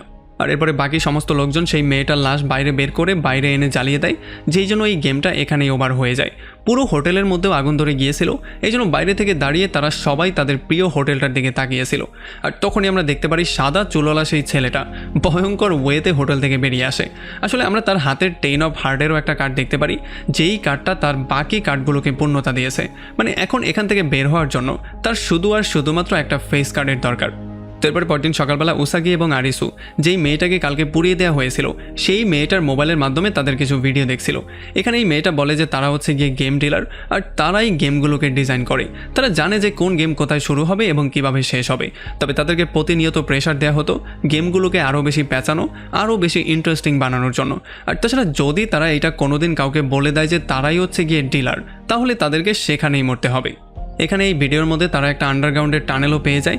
আর যখন তারা এই ভিডিও ফলো করতে করতে সেই টানেল পর্যন্ত চলে আসে, তখন তারা দেখতে পারে এখানে অনেক অনেক লাশ পড়েছিল, আর এখানে একটা ধ্বংসযজ্ঞর মতো হয়েছিল। আর তখন এখানে সাদা চুলওয়ালা সেই ছেলেটাও চলে আসে, যে কিনা এসেই তাদেরকে সেই কাগজটা দেখায়, যেই কাগজটা সে সেই মহিলার পকেট থেকে পেয়েছিল। মানে যেই মহিলা ঘোড়ার মুখোশ পরে তাদের উপরে শ্যুট করার ট্রাই করেছিল। যদিও প্রথমে তার মনে হয়েছিল এটা একটা হাবিজাবি জিনিস, তবে এরপরে সে বুঝতে পেরেছে এইটা আসলে এখানে আসার একটা ম্যাপ ছিল। এখন যেহেতু কোনো রকমে তারা হেডকোয়ার্টারে চলে এসেছে, এখন তারা এই ব্যাপারটা ডিসকাশন করা শুরু করে যে কিভাবে তারা এখান থেকে বের হবে। তবে এরপরে তারা কিছু একটা বলতে যেত, তার আগে এখানে সমস্ত লাইটগুলো অন হয়ে যায়, সমস্ত কম্পিউটারের স্ক্রিনগুলো অন হয়ে যায়। আর তখন আমরা স্ক্রিনে সেই স্পেশাল মেয়েটাকে দেখতে পারি, যাকে মনে রাখার কথা আপনাদেরকে একটু আগে বলেছিলাম। আসলে এই মেয়েটা হেটারের গ্রুপেই ছিল, আর এই মেয়েটা গেম মাস্টারের হয়ে কাজ করতো। এখানে প্রথমেই সমস্ত কার্ডগুলোকে এক জায়গায় করার জন্য সে তাদের সবাইকে কংগ্রাচুলেট করে। আর সে বলে যে কংগ্রাচুলেশন, তোমরা সবাই এখন দ্বিতীয় রাউন্ডে পৌঁছে গেছো। আর যদি তারা এই স্টেজটাও পার করে ফেলতে পারে, তাহলে তারা ফাইনালি ফেস কার্ডটা পেয়ে যাবে, যেটার মাধ্যমে হয়তো তারা পৃথিবীতে ব্যাক করলেও করতে পারে। আর এরপরে যখনই সেখান থেকে তারা বিল্ডিংয়ের বাইরে আসে, তখন তারা দেখতে পারে যে তাদের সামনে বিশাল বড় একটা কিংয়ের কার্ড ছিল। আসলে এই কিং কার্ডগুলো আকাশে উঠছিল, আর পুরো শহরের মধ্যে এই কিংয়ের কার্ডগুলোকে ঘোরানো হচ্ছিল। আর এমনই একটা ভয়ঙ্কর পয়েন্টে এই পুরো সিজনটা এখানেই শেষ হয়ে যায়। তো সিজন 2 শুরুতে আমরা দেখতে পারি তারা ঠিক সেই জায়গায় দাঁড়িয়েছিল যেই জায়গায় সিজন 1 শেষ হয়েছিল। মানে আমরা দেখতে পারি তারা সবাই রাস্তার মধ্যে দাঁড়িয়ে দাঁড়িয়ে সেই বেলুনগুলোকে দেখছিল। তবে তখনই উসাগি শুনতে পারে কিছু গাড়ি তাদের দিকে আসছিল। আর যখন তারা সেই দিকে তাকায়, তখন তারা দেখতে পারে এই গাড়িগুলো আসলে সেই হোটেলের গাড়িগুলো, যেই হোটেলে তারা আগের গেমটা প্লে করেছিল। আর এই সমস্ত গাড়িগুলো এখানে চারপাশ দিয়ে তাদেরকে ঘিরে ফেলে, আর এই গাড়িগুলোর মধ্য থেকে কিছু লোকজন বেরিয়ে আসে। আসলে এই সমস্ত লোকগুলো এসেছিল তাদের সঙ্গে কিছু কথাবার্তা বলার জন্য। তবে যখনই তারা এসে কিছু একটা বলার ট্রাই করছিল, তখনই হঠাৎ করে এখানে গোলাগুলি শুরু হয়ে যায়। কেউ একজন তাদের উপরে গুলি করা শুরু করে। এই জন্য আরিসু, উসাগি, সাদা চুলওয়ালা সেই ছেলেটা এবং তার ফ্রেন্ড এই চারজন গিয়ে একটা জায়গায় লুকিয়ে পড়ে। তবে তারা দেখতে পারে এখানে গোলাগুলি ভয়ঙ্করভাবে করা হচ্ছিল। এই জন্য আরিসু আর উসাগি অন্য একটা দিকে যখন পালিয়ে যাওয়ার ট্রাই করে, তখন সে দেখতে পারে একটা ছেলে গুলি খেয়ে প্রচণ্ড আহত হয়ে গেছে। এই জন্য সে আর উসাগি দৌড়ে গিয়ে সেই ছেলেটাকে বাঁচানোর ট্রাই করে। তবে যখন তারা জোর করে তাকে টেনে গাড়ির এই পারে নিয়ে আসে, তখন তারা দেখতে পারে এই লোকটা তাদের কোলের মধ্যেই মারা গিয়েছে। আর তখন এদিকে আমরা দেখতে পারি সেই সাদা চুলওয়ালা ছেলেটা, যার নাম হচ্ছে গিয়ে চেচিয়া, সে আকাশের দিকে সেই প্লেনের মতো জিনিসটাকে দেখছিল, যেটা কিনা বিশাল বড় একটা ফেস কাট নিয়ে তার সামনে দিয়ে ঘুরছিল। এদিকে উসাগি আরিসুকে ইশারা করে বলে দ্রুত এখান থেকে পালিয়ে যেতে হবে। তবে যখনই তারা সেখান থেকে পালিয়ে যাওয়ার ট্রাই করছিল, তখন আরিসু দেখতে পারে সেই ছেলেটা, যে কিনা একটু আগে গুলি খেয়েছিল আর যে তাদের কোলে মারা গিয়েছিল, সে এখন পর্যন্ত জীবিত ছিল। মানে তার নিঃশ্বাস কোনো রকম করে চলছিল। আর সে যখন তাদেরকে একটু ইশারা করে, তখন আরিসু কোনো রকমে তার জীবনটাকে বাঁচানোর জন্য তাকে সঙ্গে নিয়ে যাওয়ারই ট্রাই করে। তবে তখনই তারা দেখতে পারে কালো মুখোশ পরা, কালো কাপড় পরা একটা লোক তাদের সামনে চলে এসেছে। আসলে এই লোকটা ছিল এই গেমের হুকুমের বাদশা, যে কিনা এসে এক এক করে সবাইকে মারা শুরু করেছিল। তবে তখন আমরা দেখতে পারি একটা গাড়ি তাদের সামনে এসে দাঁড়া হয়, যেই গাড়ির মধ্যে আর অন্য কেউ ছিল না, বরং আরিসুর একটা ফ্রেন্ড আর সেই সার্জেন্ট মেয়েটা ছিল। আসলে আরিসু তার এই বন্ধুর সাথে হোটেলের মধ্যে মিট করেছিল, আর তারা দ্রুত তাদেরকে গাড়িতে ওঠার জন্য বলে। তবে আমরা দেখতে পারি যদিও আরিসু, উসাগি এবং সেই মেয়েটা গাড়ির মধ্যে উঠে পড়ে, কিন্তু চেচিয়া গাড়ির মধ্যে ওঠার আগেই সেই লোকটা এখানে চলে আসে, যেই জন্য চেচিয়ার গাড়ির মধ্যে উঠতে পারে না। এই জন্য তারা চেচিয়াকে বাদ দিয়েই গাড়িটা নিয়ে সামনের দিকে যাওয়া শুরু করে। তবে যখন গাড়ি চলছিল তখন চেচিয়ার ফ্রেন্ড তাদেরকে জিজ্ঞেস করে যে আসলে এখানে চলছেটা কি, এটা কি কোনো একটা গেম চলছে? যদি গেম চলে তাহলে এটার নিয়ম কি, এটার কার্ড কি? যদি আমরা এই ব্যাপারগুলো না জানি তাহলে এই গেমটা আমরা খেলবো কি করে? তবে তখন আরিসু তাদের সবাইকে বলে যে প্রত্যেকটা গেম আলাদা আলাদা মাস্টার ডিজাইন করে, মানে প্রত্যেকটা গেমের মাস্টার হচ্ছে গিয়ে আলাদা আলাদা মানুষ। সো এই জন্য আমাদের প্রত্যেকটা মাস্টারকে হারাতে হবে, এবং প্রত্যেকটা মাস্টারকে যদি আমরা হারাতে পারি তাহলেই হয়তো সবগুলো কার্ড নিয়ে আমরা আমাদের দুনিয়াতে ফাইনালি ব্যাক করতে পারবো। আর এবার আরিসু তাদের সবাইকে বলে যে আসলে যেহেতু আমরা এতগুলো কার্ড একসাথে ম্যানেজ করে ফেলেছি, এখন হয়তোবা প্রত্যেকটা ফেস কার্ডকেও আমাদেরকে ম্যানেজ করতে হবে, যেগুলো কিনা আলাদা আলাদা মাস্টারের কাছে আছে। আর এই ফেস কার্ডগুলো যদি আমরা একবার দখল করে ফেলতে পারি তাহলেই আমাদের দুনিয়াতে যাওয়ার হিসেবটা আরও একটু সহজ হয়ে যাবে। এখানে আরিসু আর তার ফ্রেন্ডরা দেখতে পারে একটা গাড়ি পেছন থেকে তাদেরকে ফলো করছিল, যেই গাড়ির মধ্যে তাদের মতোই 4 জন লোক ছিল। তবে তখনই সেই গাড়ির মধ্যে হুকুমের বাদশা এসে এক এক করে তাদের সবাইকে মেরে ফেলে। এরপর সেই গাড়িটা নিয়েই সে আরিসুর গাড়িটাকে ফলো করা শুরু করে।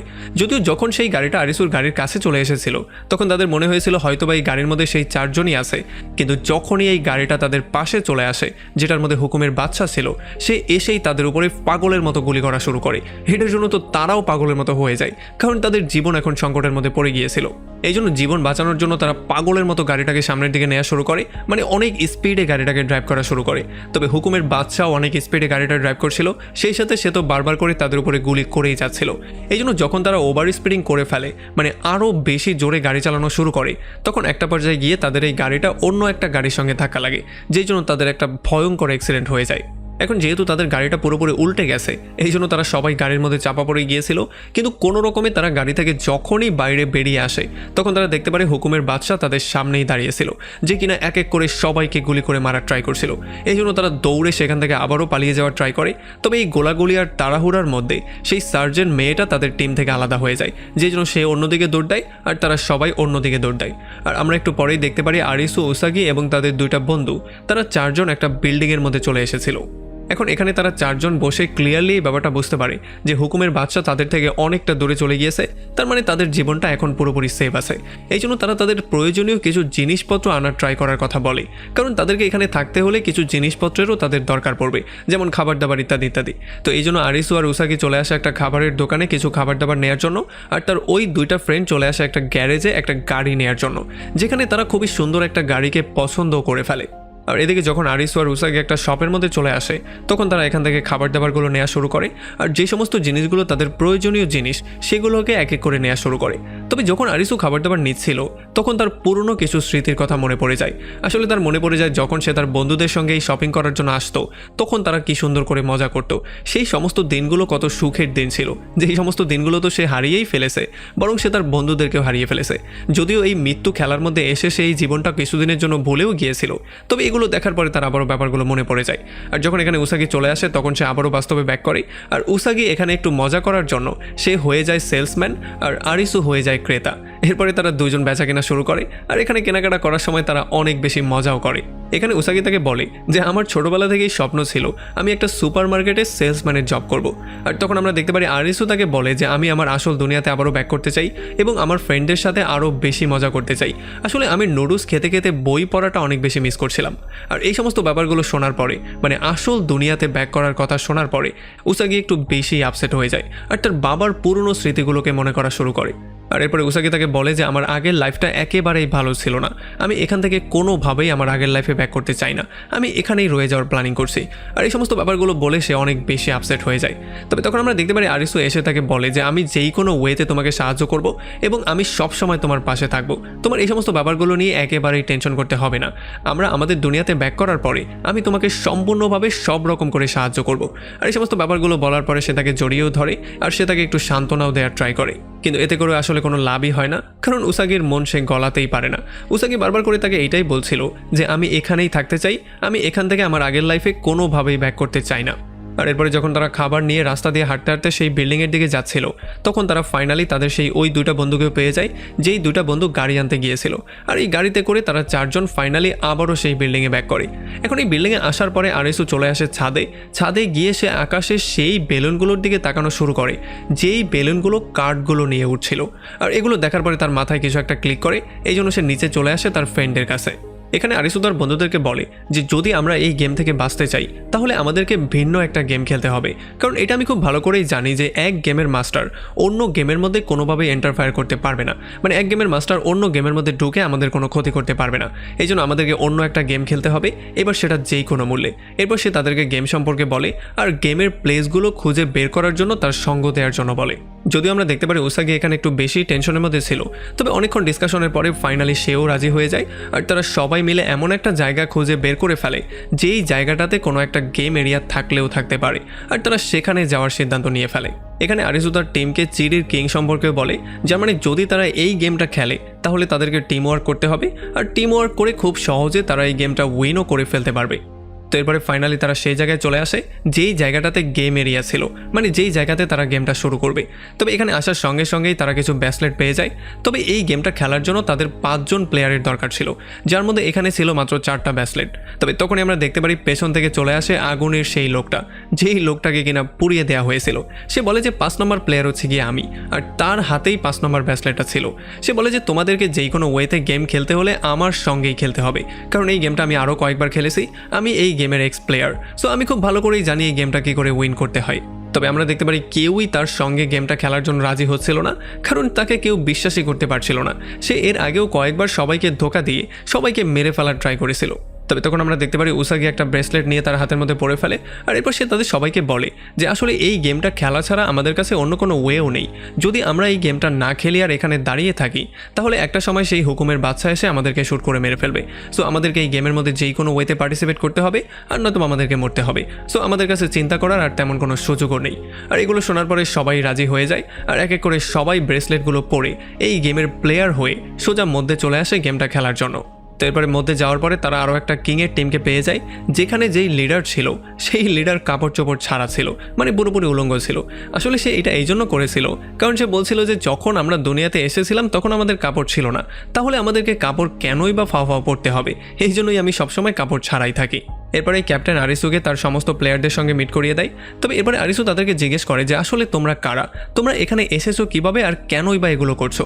আর তখন এই ক্যাপ্টেন তাদেরকে বলে যে আমরাও তোমাদের মতো একটা সময় শহরে বাস করতাম। আর তখন আমরা এই ক্যাপ্টেনের পাস্ট লাইফটা দেখতে পারি। আসলে আমরা জানতে পারি এই ক্যাপ্টেন একজন ভালো মানের সিঙ্গার ছিল, আর তার যে এই পুরো টিমটা আছে এই টিমটা নিয়ে সে একটা বারে গাছ ছিল। এরপরে সিন আবারও প্রেজেন্টে ব্যাক করে, আর আমরা দেখতে পারি এই গেমের লিডার আরিসুকে সমস্ত ব্যাপারগুলো এক্সপ্লেন করে বলে যে আমি হচ্ছে গিয়ে এই গেমের মাস্টার, মানে এই গেমটাকে আমিই ডিজাইন করেছি, আমিই ডেভেলপ করেছি। সো এই জন্য সে আরিসুকে এই গেমটা খেলার সমস্ত নিয়মকানুনগুলো বলা শুরু করে। সে বলে যে এই গেমটাকে 3টা ওয়েতে খেলা যায়। প্রথম হচ্ছে গিয়ে ব্যাটেল, দ্বিতীয়টা হচ্ছে আইটেম, 3 নম্বরটা হচ্ছে গিয়ে বেস। আসলে এই 3টা ওয়ের মধ্যে একটা ওয়েতেই গেমটাকে খেলতে হবে। আর তাছাড়া এই পুরো গেমের মধ্যে 2টা টিম থাকবে। প্রথমটা হচ্ছে গিয়ে চ্যালেঞ্জার, যারা কিনা আরিসুর টিম, আর দ্বিতীয়টা হচ্ছে গিয়ে চিরির কিং, মানে সে এবং তার পুরো টিম। 2টা টিমকেই 1000 করে নাম্বার দেওয়া হবে বা 1000 করে পয়েন্ট দেওয়া হবে। আর এই গেমটা শেষ হয়ে যাওয়ার পরে যেই টিমের কাছে বেশি পয়েন্ট থাকবে সেই টিম হয়ে যাবে উইনার, আর যার কাছে কম থাকবে সে হয়ে যাবে লুজার। আসলে এই নাম্বারগুলো দেওয়া হবে এই টিমের ক্যাপ্টেনকে। ক্যাপ্টেন পরবর্তীতে তার প্লেয়ারদের মধ্যে এই নাম্বারগুলোকে ডিভাইড করে দিবে। এখন সেটা হতে পারে যেই কোনো নাম্বার, মানে কাউকে বেশি দিল বা কাউকে কম দিল, কিন্তু যাকে কম দিবে সেখানে শর্ত হচ্ছে গিয়ে তাকে মিনিমাম 100 নাম্বার দিতেই হবে। এখানে সে এক্সপ্লেন করে বলে গেমের প্রথম রাউন্ডে এক টিমের প্লেয়ার শুধুমাত্র অন্য টিমের যেই কোনো প্লেয়ারকে টাচ করবে, আর সেই প্লেয়ারকে যেই নাম্বারটা দেওয়া হয়েছিল সেই নাম্বারটা টাচ করলেই এই প্লেয়ারের মধ্যে চলে আসবে। আর এমন করেই এক টিম থেকে অন্য টিম তাদের নাম্বারগুলো নিয়ে নেবে। যদি কোনো টিম চায় 2 জন একসাথে খেলতে তাহলে সে সেটাও করতে পারবে, তাহলে এই নাম্বারগুলো তাদের 2 জনের মধ্যে ডিভাইড করে দেওয়া হবে। দ্বিতীয় রাউন্ডে তাদেরকে কিছু জিনিস খুঁজে বের করতে হবে, যেই সমস্ত জিনিসগুলো এখানে কন্টেনারের মধ্যে লুকিয়ে রাখা হয়েছে। সময়ের আগে যেই টিম সেই কন্টেনার খুঁজে বের করে সেই কন্টেনারের মধ্যে বাটনে প্রেস করে দিবে সেই টিম হয়ে যাবে উইনার, সেই টিমকে কিছু পয়েন্ট দিয়ে দেওয়া হবে। আর 3 নম্বর স্টেজ হচ্ছে গিয়ে বেস। এই বেসের মধ্যে 2টা টিমকেই 2টা পোল দেওয়া হবে, আর এই পোলগুলোকে তাদেরকে যেই কোনো ওয়েতে প্রোটেক্ট করতে হবে, কারণ এই পোলগুলোর মধ্যে থাকবে অনেক বেশি নাম্বার। যদি অন্য টিমের প্লেয়ার তাদের পোলগুলোকে ধরে ফেলে তাহলে পুরো 1000 নাম্বারই তারা পেয়ে যাবে, মানে পুরো কয়েনগুলো একবারেই তারা নিয়ে আসতে পারবে। কিন্তু এখানে আরও একটা কন্ডিশনও আছে, সেটা হচ্ছে যদি কোনো টিম খুবই ভালোভাবে সেই গেমটা খেলা শুরু করে আর পরবর্তীতে সে এসে সেই পোলটাকে ধরে ফেলে, তাহলে তাকে ইনফিনিটি নাম্বার দেয়া হবে। আর যখন তাকে ইনফিনিটি নাম্বার দেয়া হবে, তখন সে যদি অন্য টিমের প্লেয়ারকে টাচ করে ফেলে, তাহলে সেই টিমের প্লেয়ারের সমস্ত নাম্বারগুলো সে পেয়ে যাবে আর সেই প্লেয়ারকে সেখানেই মেরে ফেলা হবে। যাই হোক, এরপরে গেমটা শুরু হয়ে যায় আর আরিসুকে ফাইনালি 1000 নাম্বার দিয়ে দেওয়া হয়।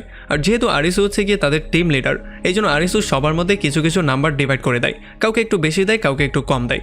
আর এরপরে তারা দুইটা টিম হয়ে দুই দিকে যাওয়া শুরু করে আর একজনকে এখানে রেখে দেয় এই পোলটাকে সেভ করার জন্য। আসলে আমরা দেখতে পারি উসাগি সেই ছেলেটার সঙ্গে একটা টিম বানিয়ে ফেলে যেই ছেলেটাকে পুড়িয়ে দেওয়া হয়েছিল, মানে তার যেহেতু এক্সপিরিয়েন্স ছিল এই জন্য উসাগি তার সঙ্গে যায়। আর আরিসু সেই মেয়েটার সঙ্গে টিম করে ফেলে যে কিনা আসলে চেচিয়ার বন্ধু ছিল। আসলে তারা এখানে সেই কন্টেনারগুলোকে খুঁজে বের করার ট্রাই করছিল যেই কন্টেনারগুলোর মধ্যে বাটন ছিল, কারণ বাটনে প্রেস করলেই তারা আরও বেশি নাম্বার পেয়ে যেত। ফাইনালি তারা কয়েকটা বাটন পেয়েও যায় আর এখান থেকে তারা কিছু নাম্বার কালেক্টও করে ফেলে। তবে তখনই আমরা দেখতে পারি অন্য টিমের কিং তাদের সামনে চলে আসে। সে এসে আরিসুকে বলে যে আরিসু, তুমি জানো এই গেমটা উইন করার সবচেয়ে সহজ উপায় কোনটা? সেটা হচ্ছে তোমাকে তোমার প্লেয়ারদের বিশ্বাস জয় করতে হবে। কিন্তু তুমি আসলে কি করছো? তুমি তো তোমার কিছু প্লেয়ারকে বেশি নাম্বার দিয়ে দিয়েছো, কাউকে কম দিয়ে দিয়েছো। আসলে আমরা জানতে পারি এই ক্যাপ্টেন আরিসুর সাথে হ্যান্ডশেক করেছিল আর যখন সে তাকে টাচ করেছিল তখন সেই ব্যাপারটা জেনে গিয়েছে যে আরিসুর কাছে কত নাম্বার আছে। তবে তারপরে আমরা দেখতে পারি আরিসু আর তার টিম খুবই ভালোভাবে গেমটাকে প্লে করছিল। তারা আস্তে আস্তে করে নাম্বারগুলোকে কালেক্টও করছিল। আর এরপরে ফাইনালি তারা সবাই আবারও বেসে এসে যখন সবাই একসাথে বেসটাকে টাচ করে তখন তারা আরও অনেক বেশি নাম্বার পেয়ে যায়। আর যখন অপোজিট টিম দেখতে পারে আরিসুর টিম আস্তে আস্তে করে উইন করে ফেলছে, তখন তারা কি করবে কিছুই বুঝতে পারছিল না। এই জন্য তাদের কিং তাদের সমস্ত প্লেয়ারদেরকে নিয়ে নতুন করে একটা প্ল্যানিং বানিয়ে ফেলে। আসলে তারা গিয়ে আরিসুর বেসের উপরে আক্রমণ করার প্ল্যানিং করেছিল। তো এরপরে যখন তারা সবাই মিলে সেই বেসে আক্রমণ করতে চলে আসে, তখন তারা দেখতে পারে আরিসুর একটা ফ্রেন্ড অলরেডি সেই বেসটাকে পাহারা দিচ্ছিল। তবে যখনই তারা বেসটাকে টাচ করতে যাচ্ছিল তখন সে প্রচণ্ড ভয় পেয়ে বেসটাকে নিজেই টাচ করে ফেলে, যেই জন্য তার নাম্বার হয়ে যায় ইনফিনিটি। মানে এখন তার কাছে অনেক বেশি নাম্বার চলে এসেছে। আর যখনই সবাই মিলে বেসটাকে টাচ করতে যাচ্ছিল তখন সে ভুল করে একজনকে টাচ করে ফেলে, যেই জন্য তার সমস্ত নাম্বারগুলো তার কাছে চলে আসে। মানে আরিসুর টিমের মধ্যে আরও বেশি নাম্বার যোগ হয়ে যায় আর সেই প্লেয়ারের নাম্বার হয়ে যায় 0। এখন যেহেতু তার 0 হয়ে গেছে, এই জন্য তার বাঁচার আর কোনো সুযোগ ছিল না। এই জন্য একটু পরেই একটা লেজার এসে তাকে সেখানে মেরেই ফেলে। এরপরে যখন আরিসু আর তার টিম মেম্বাররা এক জায়গায় হয় তখন তারা এটা জানার পরে পুরোপুরি শক্ট হয়ে যায়, কারণ অন্য টিমের একটা প্লেয়ারের মৃত্যু হয়ে গিয়েছিল আর যে কোনো সময় তাদেরও মৃত্যু হতে পারত। এই জন্য তারা বুঝতেই পারছিল না তারা এখন কি করবে। তাছাড়া অন্য টিমের আস্তে আস্তে করে পয়েন্টও বেড়ে যাচ্ছিল আর তাদের পয়েন্ট অনেকটাই কমে যাচ্ছিল। এই জন্য আরিসু ফাইনালি সিদ্ধান্ত নিয়ে তাদের সবাইকে বলে যে আমরা টিম ওয়ার্ক করে কাজ করলে কোনোভাবেই কিছু করতে পারবো না, কারণ এখানে অনেক বেশি কন্টেইনার। সো আমাদেরকে আলাদা আলাদা করে গিয়ে সমস্ত কন্টেইনারগুলোর মধ্যে সার্চ করতে হবে, যাতে করে আমরা যেই কোনো ওয়েতে বাটনগুলোকে খুঁজে বের করতে পারি। এরপরে তারা সবাই মিলে আলাদা আলাদা হয়ে গিয়ে কন্টেনারগুলোকে খোঁজা শুরু করে। আমরা দেখতে পারি আরিসুও খুঁজতে খুঁজতে ফাইনালি একটা কন্টেনার পেয়ে যায়, যেটার মধ্যে একটা বাটনও ছিল। তবে আসলে অন্য টিমের একটা মেয়ে অলরেডি সেখানে সেই বাটনটার জন্য ওয়েট করছিল। আর যখনই আরিসু এখানে চলে আসে তখন সে সেই বাটনে প্রেস করে নাম্বারগুলো সমস্ত কালেক্ট করে নেয়। আর তখনই এখানে সেই টিমের কিং চলে আসে, যে কিনা এসে আরিসুকে দেখার পরে তার উপরে একটু মায়া দেখায়। সে তাকে বলেছে, আরিসু তুমি হচ্ছে গিয়ে একটা বাচ্চা, আর এই খেলাটা কোনোভাবেই বাচ্চাদের খেলা না, এটা হচ্ছে একটা বড়দের ব্রেইনের খেলা। সো যদি তুমি বড়ই হয়ে থাকো আর তোমার কাছে বুদ্ধি থাকে, তাহলে তোমার বুদ্ধিটা আমাকে দেখানোর ট্রাই করো। আসলে যেহেতু আরিসুর টিমের নাম্বার আস্তে আস্তে করে কমে যাচ্ছিল আর অন্য টিমের নাম্বার আস্তে আস্তে করে বেড়ে যাচ্ছিল, এই জন্য আরিসু আর তার টিম আস্তে আস্তে করে হেরে যাচ্ছিল। এখন তারা বুঝতেই পারছিল না তারা কি করবে, এই জন্য আরিসুর অবস্থাও প্রচণ্ড খারাপ হয়ে যায়। তো এরপরে পরের রাউন্ডে আরিসু আর তার পুরো টিম মিলে প্ল্যানিং করে যে এইবার তারা যেই কোনো ওয়েতে গিয়ে তাদের বেসের উপরে আক্রমণ করবে, কারণ যদি তারা তাদের বেস টাচ করতে পারে তাহলে তারা অনেকগুলো পয়েন্ট কালেক্ট করতে পারবে, কারণ এছাড়া তাদের কাছে আর অন্য কোনো অপশন নেই, কারণ তাদের নাম্বার অনেক বেশি কমে গিয়েছিল। এখন জেতার একটাই উপায় হচ্ছে গিয়ে এইটাই। তো এই জন্য আরিসু আর তার পুরো টিম প্ল্যানিং করে যখনই তাদের বেসের উপরে আক্রমণ করতে যায় তখন তারা আসলে কোনোভাবেই বেসটাকে টাচ করতে পারে না, কারণ অন্য টিমের কিং আর তার সমস্ত প্লেয়াররা মিলে খুবই চালাকি করে তাদেরকে বেসটাকে কোনোভাবে টাচই করতে দেয় না। মানে তারা যতবারই টাচ করার ট্রাই করছিল প্রত্যেকবারই তাদেরকে কোনো না কোনো ওয়েতে আটকে দিচ্ছিল। আর এই সমস্ত ব্যাপারগুলো দেখার পরে তো আরিসুর মাথা আরও বেশি গরম হয়ে যায়। সে এখন বুঝতেই পারছিল না কিভাবে তারা গেমটা উইন করবে। তো এই জন্য যখন এই রাউন্ডটা শেষ হয়ে যায় তখন তারা সবাই প্রচণ্ড আপসেট হয়ে যায়, কারণ এই রাউন্ডটাও তারা হেরে গিয়েছিল। আর যেহেতু তারা অনেকগুলো পয়েন্ট পিছিয়ে ছিল এই জন্য গেমটা অলমোস্ট তারা হেরে গিয়েছে। মানে এখন তাদের মরার হাত থেকে আর কেউ বাঁচাতে পারবে না। এই জন্য তারা সবাই আপসেট হয়ে যে যার মতো আলাদা হয়ে গিয়ে মৃত্যুর জন্য অপেক্ষা করা শুরু করে। তবে আমরা দেখতে পারি উসাগি এখন পর্যন্ত হাল ছাড়তে চাইছিল না, সে এখন পর্যন্ত যেই কোনো ওয়েতে গেমটাকে কন্টিনিউ করতে চাইছিল। উসাগি এখন পর্যন্ত সেই সমস্ত কন্টেনারগুলো খুঁজে বের করার ট্রাই করছিল যেগুলোর মধ্যে বাটন ছিল, যেগুলো থেকে তারা পয়েন্ট কালেক্ট করতে পারতো। ফাইনালি উসাগি এখানে কয়েকটা কন্টেনার পেয়েও যায়, যেটার মধ্য থেকে তারা কিছু পয়েন্ট কালেক্টও করে ফেলে। আর আমরা দেখতে পারি এমন করতে করতে আরিসুর টিমের অনেকগুলো পয়েন্ট হয়ে যায়, মানে এখন তারা ওই টিমের একেবারে কাছাকাছি চলে গিয়েছিল, আর অল্প কিছু পয়েন্ট হলেই তারা ওই টিমকে পার করে ফেলতো।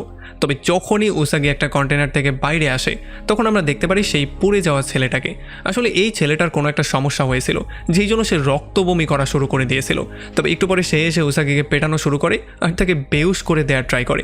আসলে যেমনটা শুরুতেই আমরা দেখতে পেয়েছিলাম, এই ছেলেটার উপরে কেউই বিশ্বাস করতে চাইছিল না, কারণ সে হচ্ছে গিয়ে আগুনের সেই ভয়ঙ্কর লোকটা যাকে আমরা সিজন 1-এ অলরেডি দেখতে পেয়েছিলাম। তবে তারপরে উসাগি তার উপরে বিশ্বাস করেছিল আর তাকে নিয়ে গেমটার মধ্যে এন্টার হয়েছিল। তবে এখন সে উসাগির সঙ্গে উল্টাপাল্টা করার ট্রাই করছে আর তাকে মেরে বেউস করে দেওয়ার ট্রাই করছে। তবে আমরা দেখতে পারি সৌভাগ্যক্রমে এখানে আরিসু চলে আসে আর সেই ছেলেটাকে আচ্ছা রকম ধোলাই করে উসাগিকে কোনো রকমে তার হাত থেকে সেভ করে। এরপর সে তাকে কাঁধে করে তুলে সোজা নিয়ে আসে সেই বেসের কাছে। এখানে বেসের কাছে তাকে রেখে দিয়ে সে সোজা চলে আসে অন্য টিমের ক্যাপ্টেনের সঙ্গে মিট করতে। এখানে সে এসে তাকে বলে যে গেমটা তো আমরা অলমোস্ট হেরেই গিয়েছি, কারণ আমাদের হাতে আর অন্য কোনো পয়েন্টও নেই, সো আমাদের যে কোনো সময় মরতে হবে, মানে মৃত্যুর জন্য আমরা শুধুমাত্র ওয়েট করছি। তবে মৃত্যুর আগে আমার শেষ ইচ্ছা হচ্ছে আমি যেই কোনো ওয়েতে তোমার সঙ্গে হাত মিলাতে চাই। তবে তখন এই টিমের ক্যাপ্টেন তাকে বলে যে গেম শেষ হতে এখনও পুরো 3 মিনিট বাকি, যদি এখন আমি তোমার হাতে টাচ করি তাহলে অবশ্যই তোমার সমস্ত নাম্বারগুলো আমার কাছে চলে আসবে আর 3 মিনিট আগেই তোমাকে মেরে ফেলা হবে। তবে তখন আরিসু তাকে বলে যে এই গেম খেলতে এসে আমি তোমার থেকে অনেক কিছু শিখে নিয়েছি, সো এখন আমার কাছে এতটাও সময় নেই যে আমি সেই ভুলগুলোকে শুধরাবো যেগুলো আমি আমার লাইফে করেছি। সো এই জন্য আমি চাই শেষ মুহূর্তে তোমার সঙ্গে হাত মিলিয়ে নিজেকে ধন্য করতে। আর তখনই আমরা দেখতে পারি সেই ক্যাপ্টেন ইচ্ছা করে এসে আরিসুর সঙ্গে হাত মেলানোর ট্রাই করে, আর যখনই আরিসু তার সঙ্গে হাত মেলায় তখন এই ক্যাপ্টেনের সমস্ত পয়েন্টগুলো আরিসুর কাছে চলে যায়, যেই জন্য তাদের স্কোর পুরো লেভেলই হয়ে যায়।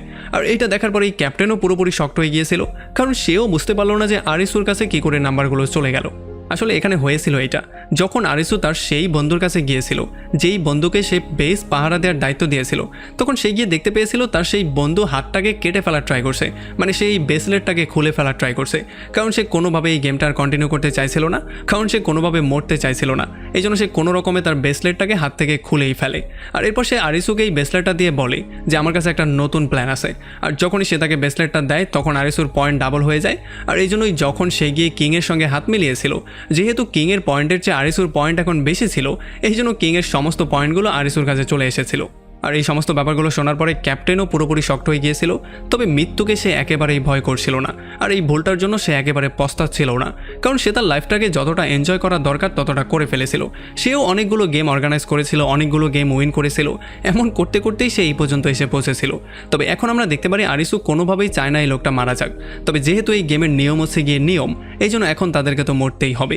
আর তখনই আমরা দেখতে পারি একটা লেজার লাইট এসে তাকে আর তার টিমের সমস্ত মেম্বারদেরকে শেষ করে দেয়।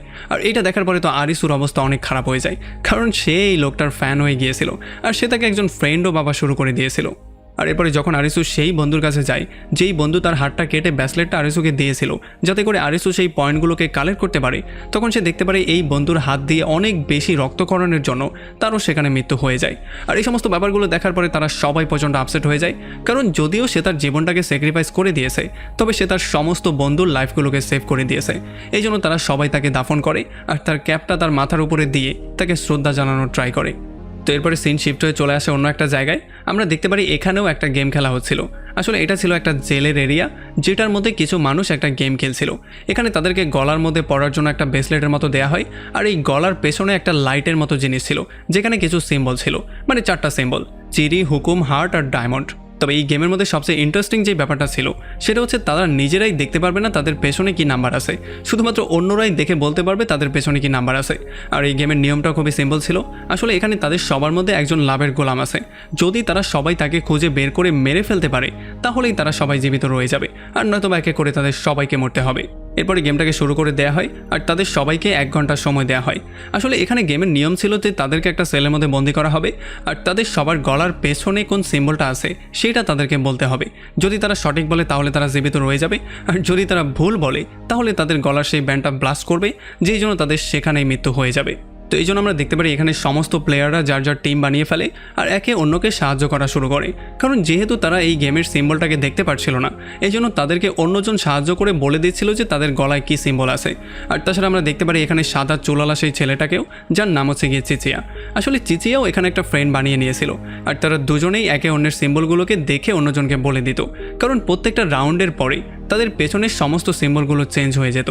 আর তাছাড়া আমরা দেখতে পারি এখানে খাবার দাবারের সমস্ত জিনিসপত্র ছিল, যাতে করে তারা খাবার দাবার খেয়েও সার্ভাইভ করতে পারে। আর এরপরে যখন আস্তে আস্তে করে গেমটা সামনের দিকে যাওয়া শুরু করে, তখন আস্তে আস্তে করে প্লেয়ারগুলো কমে যাওয়া শুরু করে, কারণ তারা সবাই একে অন্যকে ধোকা দেওয়া শুরু করেছিল। কারণ তারা সবাই এটা খুব ভালো করে জানতো যে যদি তারা একজনকে ধোকা দিয়ে ভুল করেও হার্টের গোলামকে মেরে ফেলতে পারে, তাহলেই তারা সবাই ফ্রি হয়ে যাবে। গেমটা যখন শুরু হয়েছিল তখন গেমের মধ্যে 20 জন প্লেয়ার ছিল, কিন্তু মরতে মরতে এখন শুধুমাত্র 6 জন প্লেয়ারই জীবিত রয়ে গেছে, যার মধ্যে চিচি আর তার ফ্রেন্ডও ছিল। আসলে এই সমস্ত মানুষগুলো ছিল সেই সমস্ত মানুষগুলো যারা কিনা এখন পর্যন্ত একে অন্যের উপরে বিশ্বাস করে আসছিল। তবে আমরা দেখতে পারি এই রাউন্ডের পরে চিচি আর ফ্রেন্ডেরও মনটা অনেকটা ভেঙে যায়, এই জন্য সে কান্নাকাটি করা শুরু করে। সে আর এগুলো কোনোভাবেই সহ্য করতে পারছিল না, এই জন্য যখনই গেমটা শুরু হয়ে যায় আর সে সেলের মধ্যে যায়, তখন সে চুপচাপ বসে থাকে, সে তার সিম্বলটা বলে না, যে জন্য তার গলার বেলটা ব্লাস্ট হয়ে যায় আর চিচি আর ফ্রেন্ডের সেখানেই মৃত্যু হয়ে যায়।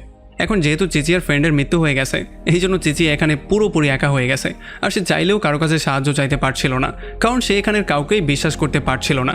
আর তারা সবাই একে অন্যকে সন্দেহ করা শুরু করেছিল, কারণ তারা কেউই বুঝতে পারছিল না যে আসলে হার্টের গোলামটা কে। তো এরপর আমরা দেখতে পারি চিচি আর টেকনিক করে এক এক করে তাদের সবার সাথে কথা বলা শুরু করে, আর যে কোনো ওয়েতে তার বেল্টের মধ্যে কি সিম্বলটা আছে সেইটাকে জানার ট্রাই করে, কারণ যেহেতু তার প্লেয়ারের মৃত্যু হয়ে গেছে। এই জন্য সে একটা লোকের সঙ্গে গিয়ে কথা বলে, আর সে তাকে বলে যে তোমার যেই প্লেয়ারটা আছে, মানে যার সাথে তোমার ফ্রেন্ডশিপ হয়েছে, সে আসলে একজন ভয়ঙ্কর কিলার। আগের গেমের মধ্যে সে অনেকগুলো মানুষকে মেরেছে, আমি জানি সে এইবার তোমাকে ধোকা দিয়ে যে কোনো ওয়েতে সে তোমাকে মেরেই ফেলবে। আর এরপর সে তাকে বলে যে তুমি আমার টিমে জয়েন করে ফেলো, তুমি আমারটা বলে দাও, আমি তোমারটাকে বলে দিচ্ছি। আর এরপর সে প্রথমেই তারটা দেখে তাকে বলে যে তোমার এখানে চিড়ি এসেছে। তবে এরপরে সেই ছেলেটা তাকে কিছু না বলেই সেখান থেকে বেরিয়ে চলে যায়, মানে সে চিচি আর সিম্বলটা তাকে বলে না। আর তখন এদিকে আমরা দেখতে পারি একটা কাপলকে, যারা কিনা এখন পর্যন্ত একে অন্যের উপরে ভরসা করে টিকে ছিল, তারাও সেই কিলারকে নিয়ে কথাবার্তা বলা শুরু করে, যেই কিলার সম্পর্কে চিচিয়া সেই ছেলেটাকে বলেছিল। এখানেও তারা বলে যে এই কিলারটা হচ্ছে গিয়ে ভয়ঙ্কর একটা কিলার, যে কিনা এর আগের গেমে অনেকগুলো মানুষকে খুন করেছে। আর তখন এদিকে চিচি একটা মেয়েকে পেয়ে যায়, এই জন্য সে গিয়ে সেই মেয়েটার সঙ্গে কথাবার্তা বলার ট্রাই করে, আর যে কোনো ওয়েতে তার বেল্টের কি চিহ্নটা সেটা জানার ট্রাই করে। তবে এই মেয়েটার সঙ্গে সে ভালোভাবে খাতির জমাতে পারছিল না, আর এই মেয়েটাও তাকে তেমন কিছু বলে না, আর এই জন্য চিচিয়া জানতেও পারে না যে তার বেল্টের মধ্যে সিম্বলটা আসলে কি। আর এরপরে গেমটা শুরু হয়ে যায়, আর তারা সবাই যে যার সেলের মধ্যে চলে যায়। আর তখন তাদের কাছে জিজ্ঞেস করা হয় তাদের গলার মধ্যে সিম্বল সম্পর্কে, মানে তাদের গলার ব্যান্ডের মধ্যে এখন কি সিম্বল আছে সেটা সম্পর্কে জিজ্ঞেস করা হয়। যদিও চিচিয়া জানতো না তার গলার মধ্যে কি সিম্বল আছে, কারণ কেউই তাকে এটা সম্পর্কে বলেনি, কিন্তু তখন চিচিয়া তার ব্রেইনের ইউজ করা শুরু করে, আর সে তার শার্প ব্রেন দিয়ে অনেক ক্যালকুলেশন করে ফাইনালি এটা খুঁজে বেরই করে ফেলে যে তার গলার মধ্যে ডায়মন্ডের চিহ্ন আছে, আর সে এটা বলেও দেয়, আর সে জীবিতও রয়ে যায়। তো এরপরে সেলের মধ্যে থেকে বাকি 3 জন পুরুষ বেরিয়ে চলে আসে, মানে এখন বাকি শুধু 4 জন পুরুষই জীবিত ছিল, কারণ সেই মেয়েটার মৃত্যু হয়ে গেছে, যেই মেয়েটা তার হাজব্যান্ডের সঙ্গে ছিল, মানে ফাইনালি তার হাজব্যান্ডও তাকে ধোকা দিয়ে দিয়েছে। তবে আসলে ব্যাপারটা এমন ছিল না, আমরা জানতে পারি এই 3 জনের মধ্যেই একজন ছিল হার্টের গোলাম, আর সেই মেয়েটা হার্টের গোলামের সাথে শুরু থেকেই জড়িত ছিল। আসলে সে তার হাজব্যান্ডকেও টেস্ট করছিল, আর এই হার্টের গোলামকেও টেস্ট করছিল, মানে যদিও তারা নিজেদের মধ্যে সরাসরি কোনোভাবেই কথা বলছিল না, তবে তারা প্যাকেটের মাধ্যমে বিভিন্ন সিগন্যালের মাধ্যমে কথাবার্তা বলে তাদের পেছনের কি সিম্বল আছে সেই ব্যাপারটাকে বারবার করে কনফার্ম করে আসছিল। তবে এখন যেহেতু লোকজন অনেকটা কমে গিয়েছিল, এই জন্য হার্টের গোলামের মানুষকে মারতেই হতো, এই জন্য সেই মেয়েটাকে ধোকা দিয়ে দিয়েছিল, যেই জন্য এই মেয়েটার মৃত্যু হয়ে গিয়েছিল। এখন যেহেতু ফাইনালি তারা হার্টের গোলামকে পেয়ে গেছে, এই জন্য বাকি 2 জন তাকে একটা সেলের মধ্যে নিয়ে আচ্ছা রকম করে ধোলাই করার ব্যবস্থা করা শুরু করে। আর তখন আমরা দেখতে পারি চিচিয়াও এই জেল থেকে বেরিয়ে চলে আসে, কারণ ফাইনালি সে এই গেমটা উইন করে ফেলেছে, এই জন্য সে এখন এখান থেকে ফ্রি হয়ে গেছে। আর তখন এদিকে আমরা একটা লোককে দেখতে পারি যে কিনা মোবাইল দিয়ে ভিডিও করছিল, আর সে ভিডিওর মাঝখানে সবাইকে বলে যে এখানে সে এসেছে পুরো 13টা দিন হয়ে গেছে, এখানে অনেক মানুষের মৃত্যু হয়ে গেছে, আর অনেক মানুষ কোথায় যেন গায়েব হয়ে গেছে। আসলে সে বুঝতেও পারছে না এখানে হচ্ছে এটা কি। আর এরপর পরদিন সকালবেলা আমরা দেখতে পারি চেসিয়ার সেই বন্ধুটা ইউসিগিকে এইটা বলে সেখান থেকে চলে যায় যে সে যেই কোনো মূল্যে চেসিয়া এবং সেই সার্জেন্ট মেয়েটাকে খুঁজে বের করবে, কারণ তাদের টিমের মধ্যে যত বেশি মানুষ থাকবে ততই তারা স্ট্রংলি গেমগুলো প্লে করতে পারবে। এরপরে যখন আরিসু আর উসাগি বিল্ডিংয়ের এই পারে চলে আসে তখন তারা এখানে অনেকগুলো মানুষকে পেয়ে যায় যারা কিনা সবাই মারা গিয়েছিল। আসলে তাদের লাশগুলো ছড়িয়ে ছিটিয়ে পড়েছিল। এখানে একটা লোককে তারা দেখতে পারে যে কিনা এখনও জীবিত ছিল। এই জন্য যখন তারা দৌড়ে তার কাছে যায় তখন সেই লোকটা তাদেরকে শুধুমাত্র ফিল্ম শব্দটা বলেই মারা যায়। আর যখন তারা তার ব্যানের মধ্যে গিয়ে চেক করে তখন এখানে তারা একটা ফিতা পেয়ে যায়। আসলে এই ফিতার মধ্যে এই লোকটা মানে যে লোকটা একটু আগে মারা গিয়েছে সে তার সমস্ত ব্যাপারগুলোকে রেকর্ড করে রেখেছিল। যেখানে এই লোকটা বলছিল যে পুরো 23টা দিন হয়ে গেছে সে এখানে এসেছে আর এখানে এক এক করে সবাইকে মেরে ফেলা হয়েছে। আসলে এখানে কি চলছে সে নিজেও বুঝতে পারছে না। এই দুনিয়াটা পুরোপুরিভাবে চেঞ্জ হয়ে গেছে। এখানে সবাইকে কেন মেরে ফেলা হচ্ছে সেই ব্যাপারটাও সে বুঝে উঠতে পারছে না। আমরা এই ভিডিওর মধ্যে একটা মেয়েকেও দেখতে পারি যেই মেয়েটা কিনা আসলে এই সমস্ত ব্যাপারগুলো জানতো আর সে জানতো এই দুনিয়াটা আসলে কিসের দুনিয়া আর এখান থেকে কিভাবে তারা ব্যাক করতে পারবে। আসলে এই মেয়েটা এখানে বলা শুরু করে যে আমি যখন বেহুশ অবস্থায় ছিলাম তখন আমার মাথার মধ্যে একটা গর্ত করা হয়েছিল আর যখনই আমি হুঁশের মধ্যে আসলাম মানে এই কথাগুলো যখনই মেয়েটা বলতে যাচ্ছিল তখনই এখানে হুকুমের বাচ্চা চলে আসে যে কিনা এসে এই মেয়েটাকে শ্যুট করে মেরে ফেলে। আর ভিডিওটা এখানেই শেষ হয়ে যায় কারণ এরপরে গোলাগুলি করে সে এক এক করে সবাইকে মেরে ফেলেছে। আর এরপরে যখনই তারা এই ভ্যান থেকে বাইরে বেরিয়ে আসে তখনই হুকুমের বাচ্চা এখানেও চলে আসে আর সে গুলি করে তাদের দুজনকেও মারার ট্রাই করে। আমরা দেখতে পারি আরিসু আর উসাগি এখান থেকে দৌড়ে পালিয়ে যাওয়ার ট্রাই করছিল, যেই কোনো ওয়েতে তারা তাদের জীবনগুলো সেভ করার ট্রাই করছিল। তবে হুকুমের বাচ্চা বারবার করে তাদেরকে ফলো করে যাচ্ছিল আর তাদের উপরে গুলি করেই যাচ্ছিল। আর আরিসু আর উসাগি দৌড়াতে দৌড়াতে একটা সময় পালাতে গিয়ে দুজনে আলাদা হয়ে যায়। আমরা দেখতে পারি একটা গাছের সাথে লেগে আরিসু সেখানে বেহুশ হয়ে যায়। তবে একটু পরে কেউ একজন তাকে কোনো রকমে সেভ করে ফেলে। এরপর যখন আরিসু রাতের বেলায় জ্ঞান ফিরে পায় তখন সে দেখতে পারে তার সামনে একটা মেয়ে বসে আছে। তার মনে হয়েছিল হয়তোবা এই মেয়েটাই তাকে সেভ করেছে। তবে এই মেয়েটা বলে যে আমি তোমাকে সেভ করিনি, তোমাকে সেভ করেছে আগুনি। আর তখনই আমরা জানতে পারি যে আগুনি নামের সেই লোকটা এখন পর্যন্ত জীবিত আছে। আর এরপর সে আরিসুকে বলে যে আমরা হুকুমের বাচ্চাকে ধোকা দিয়ে এখানে নিয়ে আসবো আর ফাইনালি তাকে এখানে আমরা শেষ করে দেবো। এইটা করার জন্য আমরা একটা প্ল্যানিংও করেছি। আর তখন আমরা দেখতে পারি এখানে যেই মেয়েটা ছিল সেই মেয়েটার পাস্টের লাইফ আমাদের দেখানো হয়। আসলে আমরা দেখতে পারি যেহেতু এই মেয়েটা খুবই সুন্দর ছিল এই জন্য সে স্কুলে অনেক বেশি ফেমাসও ছিল। তবে একদিন যখন তারা স্কুলে খেলাধুলা করছিল তখনই হঠাৎ করে আকাশটা পুরোপুরি সাদা হয়ে যায়। আর যখনই সে আকাশের দিকে তাকায় তখন হঠাৎ করেই সে একটা স্টেডিয়ামের মধ্যে চলে আসে। আর এখানে গেমটা হঠাৎই শুরুও হয়ে যায়, মানে তাকে একটা ফোন দিয়ে গেমের মধ্যে নামিয়ে দেওয়া হয়। এখানে পানির বোমা তাদের উপরে এক এক করে মারা হচ্ছিল যেগুলো কিনা স্টেডিয়াম ফুটো করে পুরো ভেঙে চুরমার করে দিয়েছিল। এখানে এক এক করে সবাই মারা গেলেও এই মেয়েটা কোনো রকমে নিজেকে সেভ করে ফেলে। তবে যেহেতু স্টেডিয়াম ভেঙে চুরে তাদের গায়ের উপরে পড়েছিল এই জন্য এই মেয়ের পায়ের একদিক দিয়ে একটা রড ঢুকে অন্য দিক দিয়ে বেরিয়ে গিয়েছিল। সে অনেক যন্ত্রণার মধ্যে ছিল। তবে কোনো রকমে সে রড থেকে পাটাকে ছাড়িয়ে নিয়ে আস্তে আস্তে করে কোনো রকম একটা হসপিটাল চলে আসে। তবে এখানেও এসে সে দেখতে পারে পুরো হসপিটালটা খালি পড়ে আছে, তাকে চিকিৎসা দেবে এমন কোনো ডক্টর বা নার্সও নেই।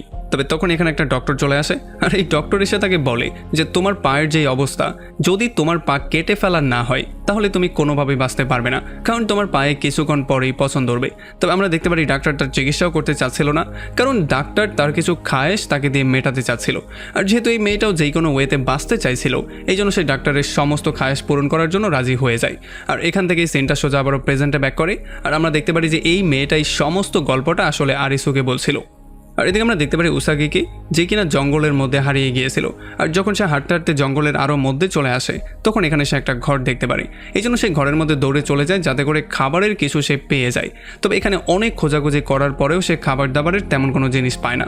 তবে এখানে সে একটা বাচ্চাকে পেয়ে যায় আর একটা মেয়েকে পেয়ে যায়। আসলে এই বাচ্চাটা পুরো জঙ্গলের মধ্যে একা একাই হারিয়ে গিয়েছিল আর এখন এই মেয়েটা কোনো রকমে এই বাচ্চাটাকে খুঁজে বের করেছে। তবে এই বাচ্চাটার ভিসাও আজকে রাতে শেষ হতে যাচ্ছিল। আর তখন এদিকে আমরা দেখতে পারি আগুনের টিম মানে আরিসু আগুনি আর সেই মেয়েটা মিলে যেই প্ল্যানটা করেছিল মানে হুকুমের বাচ্চাকে মারার যে প্ল্যানিংটা করেছিল সেখানে তারা আরিসুকে টোপ হিসেবে ইউজ করার সিদ্ধান্ত নিয়েছিল। আর যখন রাতের বেলায় তারা আরিসুকে টোপ হিসেবে ইউজ করে তখন আমরা দেখতে পারি একটু পরেই হুকুমের বাচ্চা এখানে চলে আসে আর সে আরিসুকে শ্যুট করে যখনই মারতে যাচ্ছিল তখনই পেছন থেকে আগুনে এসে তার উপরে শ্যুট করে তাকে মেরে ফেলে, মানে হুকুমের বাচ্চাকে সেখানে মেরে ফেলে। তবে আমরা দেখতে পারি আসলে হুকুমের বাচ্চা এত সহজে মরার ছিল না, কারণ সে নিজেও বুলেট প্রুফ জ্যাকেট পরেছিল যেই জন্য বুলেট তার কোনো ক্ষতিই করতে পারে না। একটু পরে সে উঠেই তাদের সবার উপরে গুলি করা শুরু করে। এই জন্য এখানে একটা হট্টগোল শুরু হয়ে যায়, প্রচণ্ড গোলাগুলি তাদের মধ্যে শুরু হয়ে যায়। আর আমরা দেখতে পারি যেহেতু হুকুমের বাচ্চা পাগলের মতো চারুদিকে তাদের উপরে গুলি করছিল এই জন্য একটা গুলি গিয়ে আগুনের গায়ে লাগে, যেই জন্য আগুনিও অনেকটা আহত হয়ে যায়।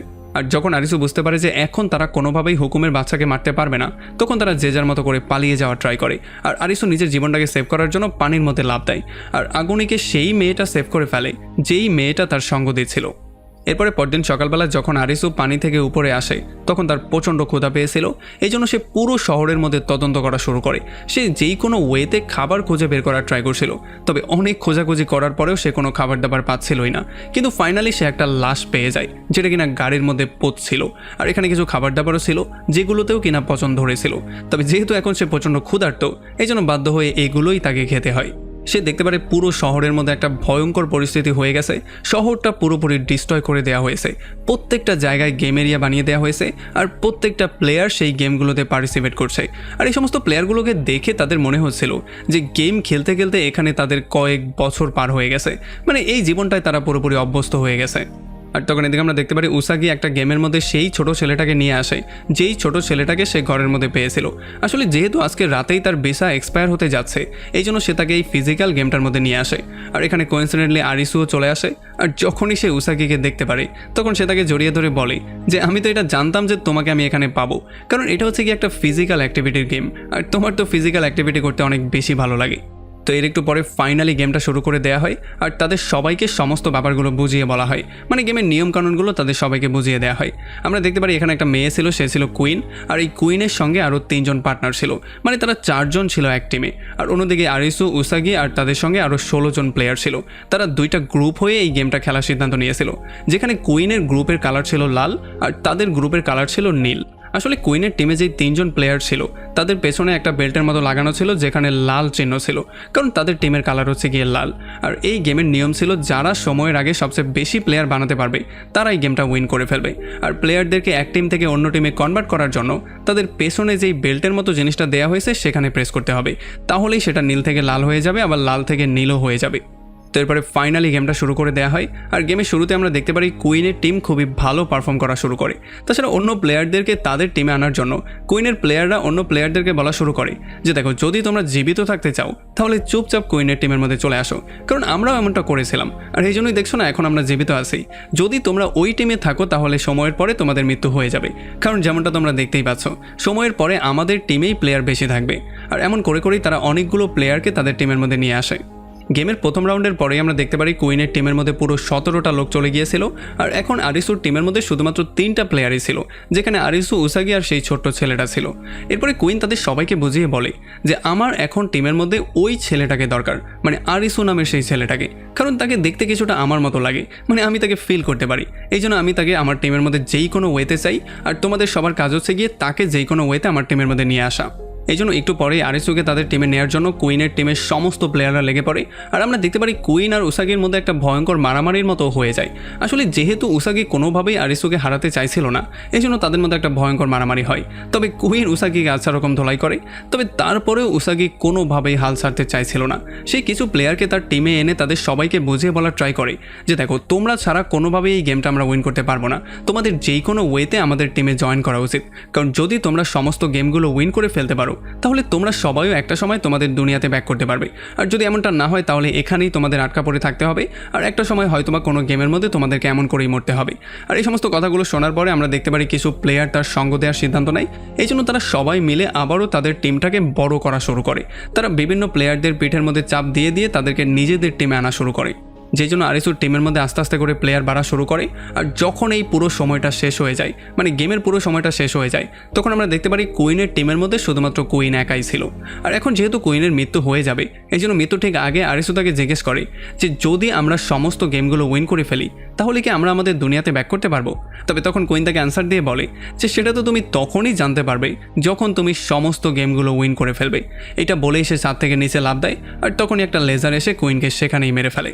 এরপরে আরিসু আর উসাগি চলে আসে একটা বিশাল বড় বাড়ির মধ্যে, যেখানে তারা অনেক গরম পানি পেয়ে যায়। আসলে এই গরম পানিগুলো দেখার পরে তারা একটু শকও হয়, তবে যেহেতু অনেকদিন ধরে তারা গোসল করেনি এই জন্য ফাইনালি তারা সেখানে গোসল করা শুরু করে। আর এখানে গোসল করতে করতে তারা অনেক মজাও করে। তবে তখনই এখানে তাদের সামনে কিছু বড় বড় হাতি চলে আসে। এই হাতিগুলো দেখার পরে তারা অনেক বেশি এক্সাইটেড হয়ে যায়, মানে তারা অনেক বেশি হ্যাপি ফিল করে, কারণ অনেকগুলো বছর পরে ফাইনালি তারা চোখের সামনে এত বড় বড় হাতিগুলো দেখতে পাচ্ছিল। আর এদিকে আমরা দেখতে পারি চেসিয়াকে, যে কিনা নতুন একটা গেমের মধ্যে চলে এসেছিল। আসলে এটা ছিল নতুন একটা বাচ্চার নতুন একটা গেম, আর এই গেমের মধ্যে বাচ্চার নিজেও তাদের সঙ্গে খেলছিল, যেখানে তাদেরকে 0 থেকে শুরু করে 100-র মধ্যে যেই কোনো একটা নাম্বার চুজ করতে হতো। আর এক এক করে তারা সবাই যেই নাম্বারগুলোকে চুজ করবে সেই সমস্ত নাম্বারগুলোকে এক এক করে 0.8 দিয়ে মাল্টিপ্লাই করা হবে। আর এরপরে যেই রেজাল্টটা পাওয়া যাবে সেই রেজাল্টটাকে আবার বাকি প্লেয়ারদের নাম্বারের সঙ্গে ম্যাচ করানো হবে। এখানে যেই প্লেয়ারের নাম্বার সবচেয়ে কাছাকাছি থাকবে সেই প্লেয়ারই হয়ে যাবে উইনার, আর বাকি সবাই হবে লুজার। এমন করেই পুরো গেমটা 10টা রাউন্ডে কমপ্লিট করা হবে। যদি এক রাউন্ড কেউ হেরে যায় তাহলে তার পয়েন্ট -1 হয়ে যাবে।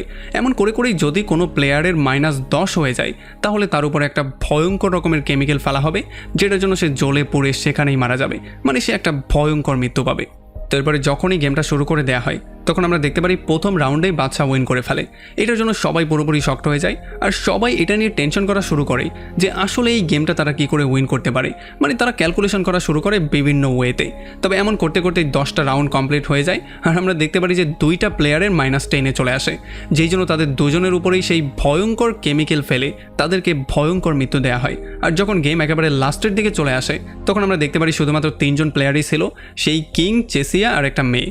আসলে সেই মেয়ের ছিল -7, চেসিয়ার ছিল -8 আর কিংয়ের ছিল -4। আর এরপরে পরের রাউন্ডের গেমের মধ্যে সেই মেয়েটা ভুল করে একটা ভুল নাম্বার বলে দেয়, যেই জন্য সেই মেয়েটার পয়েন্ট -10-এ চলে যায়, যেই জন্য তার উপরেও সেই ভয়ঙ্কর কেমিক্যাল ফেলে তাকেও একটা ভয়ঙ্কর মৃত্যু দেওয়া হয়। যদিও চেসিয়া মেয়েটার থেকে পিছিয়ে ছিল, তবে এইবার সে সঠিক নাম্বারটা বলে কোনো রকমে নিজেকে সেভ করেই ফেলে। তো এরপরে যখন কিং আর চেসিয়া বারবার করে গেমটাকে প্লে করছিল তখন আমরা দেখতে পারি কোনোবার চেসিয়া হারছিল, কোনোবার কিং হারছিল। তবে এই খেলাধুলার মধ্যে যখন তারা কথাবার্তা বলে তখন এই কিংয়ের তার পুরনো লাইফের বিভিন্ন কথা মনে পড়ে যায়। আসলে সে তার আসল লাইফের মধ্যে অনেক খারাপ কাজ করেছিল, যে সমস্ত কাজের জন্য সে এখন লজ্জিত বোধ করছিল। আর এই জন্য ফাইনালি সে নিজেই ইচ্ছা করে এই গেমটা হেরে যায়, আর চেসিয়াকে সে উইনার করে দেয়, যে জন্য কিংয়ের মৃত্যু হয়ে যায়। আর চেসিয়া যেহেতু গেমের উইনার, এই জন্য খুব সহজেই সে এখান থেকে ফ্রি হয়ে বেরিয়ে চলে যায়। আর এদিকে আমরা দেখতে পারি চেসিয়ার বন্ধু ফাইনালি সেই সার্জন মেয়েটাকে খুঁজে বের করে ফেলে, আর এরপর তারা এখানে একটা ভয়ঙ্কর গেমে অংশগ্রহণ করে। আর এই গেমটা উইন করে তারা দুজন ফাইনালি সেখান থেকে সেফলি বেরিয়ে চলেও আসে। আর এখন আমরা দেখতে পারি শুধুমাত্র 2টা গেমই বাকি ছিল, একটা ছিল হুকুমের বাচ্চা আর একটা ছিল হুকুমের বেগম। মানে এই 2টা গেম ছাড়া বাকি সমস্ত গেম কমপ্লিট করা হয়ে গেছে। আর এই 2টা গেম সেই সমস্ত প্লেয়াররা খেলবে যে সমস্ত প্লেয়াররা বাকি গেমগুলোকে উইন করে এই পর্যন্ত আসতে পেরেছে, আর এই জন্য সমস্ত প্লেয়ারদেরকে সামনাসামনি নিয়ে আসা হয়। এখানে যখন তারা সবাই কথাবার্তা বলার ট্রাই করছিল তখনই আমরা দেখতে পারি এখানে সেই ছেলেটা চলে আসে, যেই ছেলেটা কিনা একটা সময় তাদের টিমের মধ্যে ছিল, মানে আগুনের সেই লোকটা যে কিনা রক্ত বমি করছিল। সে এসে তাদেরকে বলে যে আমি তো একটু পরে মারাই যাব, তবে আমার ইচ্ছা হচ্ছে কি আমার মৃত্যুর আগে আমি এক এক করে তোমাদের সবাইকে মারতে চাই। এইটা বলেই সে উসাগির উপরে শুট করা শুরু করে। তবে মাঝখানে তখন চেসিয়া চলে আসে, যে জন্য একটা গুলি তার বুকের মধ্যে ঢুকে যায়, আর তখনই আরিসু তাকে শুট করে সেখানেই মেরে ফেলে। আর এরপরে যখন তারা চেসিয়াকে চেক করার জন্য যাচ্ছিল তখনই এখানে হুকুমের বাচ্চা চলে আসে, যে কিনা এসে এক এক করে সবাইকে গুলি করে মারার ট্রাই করে। আমরা দেখতে পারি হুকুমের বাচ্চা এখানে আসার সঙ্গে সঙ্গেই তার মাস্কটা খুলে পাগলের মতো তাদের সবার উপরে গুলি করা শুরু করে, আর তাদের সবাইকে মারার ট্রাই করে। আমরা দেখতে পারি আগুনি আর তার সেই বন্ধুটাও এখানে চলে আসে, আর তারা সবাই মিলে এখন এই লোকটাকে মারার একটা প্ল্যানিং করা শুরু করে। আর তখন আমরা দেখতে পারি চেসিয়ার সেই বন্ধু তাকে চেসিয়ার বানানো ছোট একটা বম দেয়। আসলে এই বমটা চেসিয়া বানিয়েছিল যদি কোনো বিপদ আপদে সে কাজে লাগাতে পারে।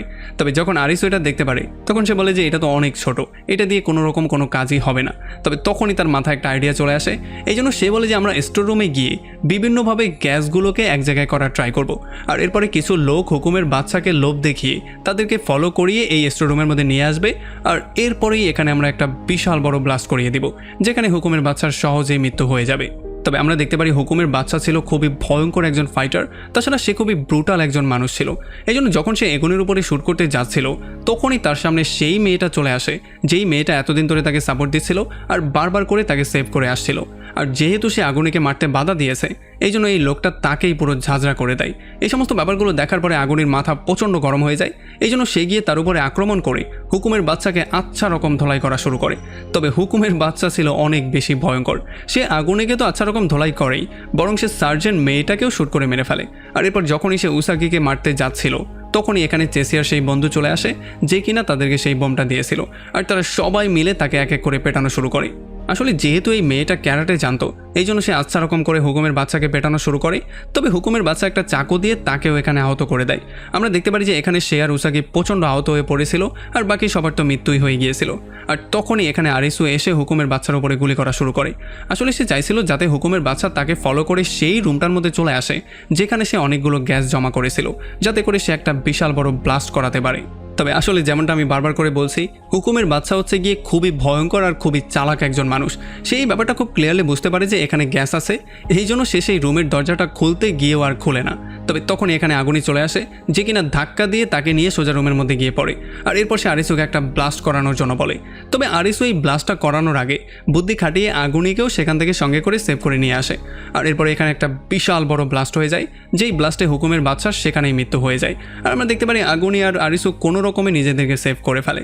এরপরে আগুনি আরিসুকে বলে যে লাস্টের গেমটা তোমাকেই গিয়ে খেলতে হবে, আর যেই কোনো ওয়েতে এই গেমটা তোমাকে উইন করতেই হবে, কারণ তোমার উপরেই নির্ভর করছে আমাদের ভবিষ্যৎ।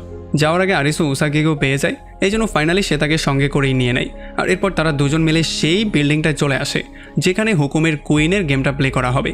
এখানে হুকুমের কুইন তাদের জন্য ওয়েট করছিল, আর সে খুবই স্বাচ্ছন্দ্য ভরে তাদেরকে বলে যে এইটা খুবই সুন্দর একটা গেম, এইটা এমন একটা গেম যে এখানে তুমি হারো বা জিতো এতে করে কিছুই যায় আসে না, তবে তোমাকে শেষ পর্যন্ত গেমটা খেলতেই হবে। আসলে তোমাদেরকে এখানে একটা বল দেওয়া হবে, আর সেই বলটাকে একটা হ্যামারের সাহায্যে তোমাদেরকে একটা গর্তের মধ্যে ফেলতে হবে। বাস, গেমটা এতটাই সহজ। তো এরপরে যখনই গেমটা শুরু হয়ে যায় তখন আমরা দেখতে পারি প্রথম রাউন্ড হুকুমের কুইন উইন করে ফেলে, আর দ্বিতীয় রাউন্ডটা আরিসু খুব সহজেই উইন করে ফেলে। তবে এরপরে হুকুমের কুইন তাদেরকে বলে যে চলো এই গেমটা শেষ করার আগে আমরা বসে একটু চা খেয়ে গল্প করি, কারণ এইটাও হচ্ছে গেমের একটা পার্ট। আর এরপরে যখনই তারা চা খেতে বসে তখন আরিসু তাকে কোয়েশ্চেন করে জিজ্ঞেস করে যে এই সমস্ত গেমগুলো শেষ হয়ে গিয়েছে, এখন এই গেমটা যদি শেষ হয়ে যায় তাহলে কি আমরা আমাদের দুনিয়াতে আবারও ব্যাক করতে পারবো? তবে তখন হুকুমের কুইন তাকে বলে যে আমি তোমাকে সত্যিটা তো বলে দিব, তবে সত্যিটা শোনার পরে তুমি সহ্য করতে পারবে কিনা সেটা আমি বুঝতে পারছি না। আর এগুলো শোনার পরে আরিসু তাকে জিজ্ঞেস করে যে তুমি আসলে কি বলতে চাও সেটা আমাকে ক্লিয়ার করে বলো। আর তখন আমরা দেখতে পারি হুকুমের কুইন তাদেরকে বলে যে আমি বলছি ভবিষ্যতের কথা, এমন একটা ভবিষ্যৎ যেখানে না থাকবে কোনো ধনী, না থাকবে কোনো গরিব, ধনী গরিবের মধ্যে কোনো পার্থক্যই থাকবে না। আসলে একটা সময় মানুষ এতটাই নিজেদেরকে উন্নতির শিখরে নিয়ে যাবে যে তখন তারা ক্যান্সারের ওষুধ পর্যন্ত বানাতে পারবে। আর এই সমস্ত ব্যাপারগুলো নিয়েই প্রচণ্ড ভয়, কারণ মানুষ চাইলেও নিজেদেরকে কন্ট্রোলে রাখতে পারবে না, তারা সবসময় নিজেদেরকে অনেক বেশি বড় মনে করা শুরু করবে। আর আমি যেই সময়টার কথা বলছি সেটা হয়তো বা আজ থেকে 10 বছর বা 50 বছর পরের কথা, যেখান থেকে তোমরা ব্যাক করেছো। আর হয়তো বা 100 বছর পরে আমরা বসে বসেই মেঘগুলোকে উপভোগ করতে পারবো। আর হয়তো বা 200 বছর পরে মানুষ আর তাদের দাসগুলোকে একসাথে কানেক্ট করা যাবে, যেগুলো কিনা আরও বেশি ভয়ঙ্কর হতে পারে। আর হয়তো বা 300 বছর পরে মানুষ আর সহজে মরতেও পারবে না, কারণ মানুষের আয়ু অনেকটা বেড়ে যাবে, আর মানুষ নিজেদেরকে বাঁচানোর জন্য সমস্ত কিছু করা শুরু করবে। আর হয়তো বা 500 বছর পরে মানুষ আর কোনোদিন মরতেই পারবে না, কারণ মৃত্যু নামের কোনো শব্দই আর পৃথিবীতে থাকবে না।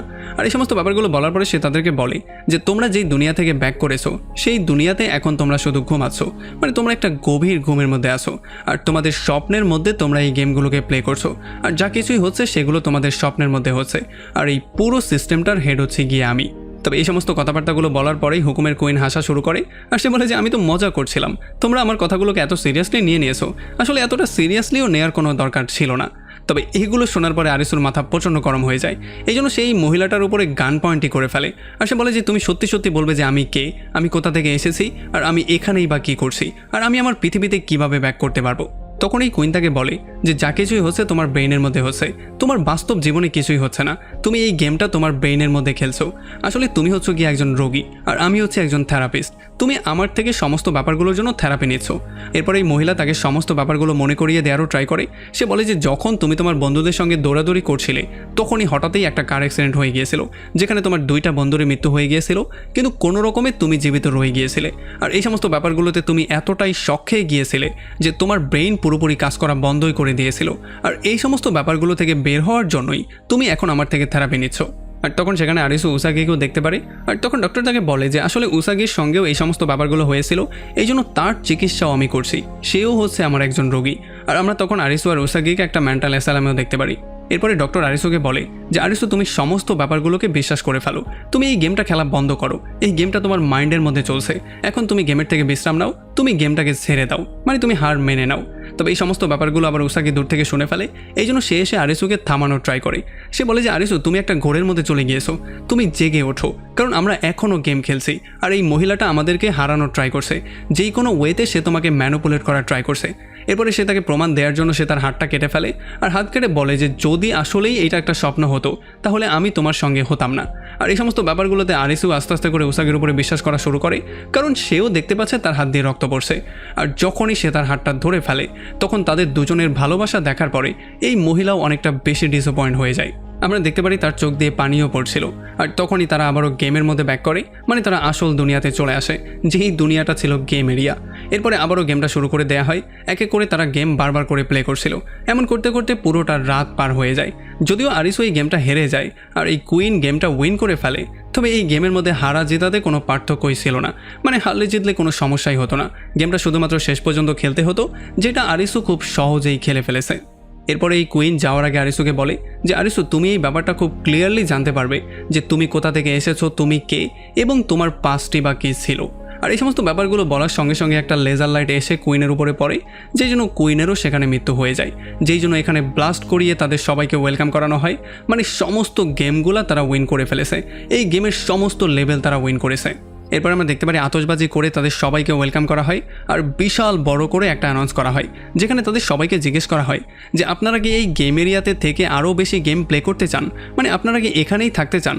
তখন আমরা দেখতে পারি যে আরিসু আর তার সমস্ত ফ্রেন্ডরা, যারা কিনা এখনও আহত অবস্থায় কোনো না কোনো জায়গায় পড়েছিল, তারা সবাই বলে যে না, আমরা আর এই গেমটা খেলতে চাই না, আমরা এই এরিয়াতে থাকতে চাই না, আমরা সবাই পৃথিবীতে ব্যাক করতে চাই। আর তখন এদিকে আমরা আরিসু আর উসাকিকেও দেখতে পারি, যারা কিনা বারবার করে সেম কথাটাই বলছিল যে আমরা আমাদের দুনিয়াতে ব্যাক করতে চাই। আর তখনই সিনটা শিফট হয়ে চলে আসে একেবারে প্রথমের সিনে, মানে যেখানে আমরা দেখতে পেয়েছিলাম আরিসু তার বন্ধুদের সঙ্গে আড্ডা দিচ্ছিল।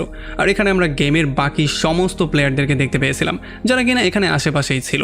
আর আসলে তারা প্রথম সিনের মধ্যে আকাশে যেই আতশবাজি হতে দেখতে পেয়েছিল, সেটা আসলে কোনো আতশবাজি ছিল না, সেটা ছিল বিশাল বড় একটা বোমা, যেই বোমাটা এখানে পড়ার জন্য সমস্ত কিছু ডিস্ট্রয় হয়ে গিয়েছিল। আর তারা সবাই জঘন্যভাবে আহত হয়ে গিয়েছিল, অনেকের তো মৃত্যু হয়ে গিয়েছিল। আর এরপরে যখন আরিসু জ্ঞান ফিরে পায়, তখন আমরা দেখতে পারি আরিসুর পাশে তার বড় ভাই দাঁড়িয়েছিল। আর তার বড় ভাই তাকে বলে যে তোমার হার্টবিট পুরো 1 মিনিটের জন্য বন্ধ হয়ে গিয়েছিল, আমরা তো ভেবেছিলাম তুমি মারাই গিয়েছো, তবে কিভাবে যেন আবার তুমি জীবিত হয়ে গেলে। আর তখনই পাশের বিভিন্ন চেম্বারে আমরা বিভিন্ন প্লেয়ারদেরকে দেখতে পারি, যেখানে চেসিয়া, আগুনি এবং বাকি প্লেয়াররা ছিল। আর ডক্টরদের কথা মতে আমরা জানতে পারি যে তাদের সবারই হার্টবিট 1 মিনিটের জন্য বন্ধ হয়ে গিয়েছিল। আর এই ফাঁকের মধ্যেই তারা চলে গিয়েছিল সেই গেমগুলো খেলার জন্য, যেটার অন্য কিছু ছিল না, যেটা ছিল জীবন আর মৃত্যুর সন্ধিক্ষণের খেলা। এই জন্যই তারা সেই গেমগুলো খেলছিল, যাতে করে তারা নিজেদেরকে জীবিত রাখতে পারে। তো এরপরে যখন আরিসু একটু সুস্থ হয়ে যায়, তখন সে ফাইনালি উসাকির সঙ্গে মিট করে। আর উসাকিকে দেখার পরেই তার চেনা চেনা লাগে, এই জন্য সে তাকে বলে যে তোমাকে দেখে আমার চেনা চেনা লাগছে, তোমাকে যেন আমি কোথায় দেখেছি, মনে হচ্ছে আমাদের আগেও কোনো জায়গায় মিট হয়েছিল। তবে উসাকি তাকে বলে যে না, এমনটা কোনোদিনও ছিল না, আমি বরং তোমাকে চিনিও না। আর এই সমস্ত ব্যাপারগুলো বলে সে তাকে ইগনোর করে দেয়। আর যখনই আরিসু সেখান থেকে চলে যাওয়ার ট্রাই করছিল, তখনই উসাকি তাকে পেছন থেকে ডেকে বলে যে হ্যাঁ, হয়তোবা তোমাকে আমি কোথাও দেখেছি, তোমাকে দেখেও আমার মনে হচ্ছে তোমাকে আমি চিনি। আর এই সমস্ত কথাবার্তাগুলো বলতে বলতে হাসতে হাসতে তারা হসপিটাল থেকে বাইরে বেরিয়ে চলে আসে। আর তখনই আমরা পার্কের বেঞ্চের মধ্যে কতগুলো কার্ড দেখতে পারি, যেখানে একটা জোকারের কার্ড ছিল। তবে এই জোকারের কার্ডটা কেন দেখানো হয়েছে বা এই জোকারের কার্ডটার মিনিংটাই কি, সেটা আমরা কেউই জানি না। আর এমনই একটা ভয়ঙ্কর পয়েন্টে, এমন একটা ভয়ঙ্কর ইন্ডিকেশন দিয়ে এই পুরো সিরিজটা এখানেই শেষ হয়ে যায়। যাই হোক, এই ছিল অ্যালিস ইন বর্ডারল্যান্ডের সিজন 2। সিজন 3 এখনও রিলিজ দেওয়া হয়নি, কারণ যেমনটা আমি বললাম যে জোকারের একটা কার্ড দেখিয়েই ব্যাপারটা শেষ করা হয়েছে। হয়তোবা সিজন 3তে আরও ইন্টারেস্টিং কিছু থাকলেও থাকতে পারে। যদি সিজন 3 রিলিজ হয় তাহলে অবশ্যই আমরা সেটা নিয়ে আসার ট্রাই করব। তবে এখন আমাকে কমেন্ট করে জানান সিজন 2 কেমন লাগলো আর সিজন 1ই বা কেমন লাগলো। ভিডিও ভালো লাগলে অবশ্যই একটা লাইক করবেন, আর যদি এখনও আমাদের চ্যানেলটা সাবস্ক্রাইব করে না থাকেন তাহলে প্লিজ করে ফেলুন। তো আমাদের দেখা হবে অন্য কোনো ভিডিওতে অন্য কোনো একদিন। Till then, take care.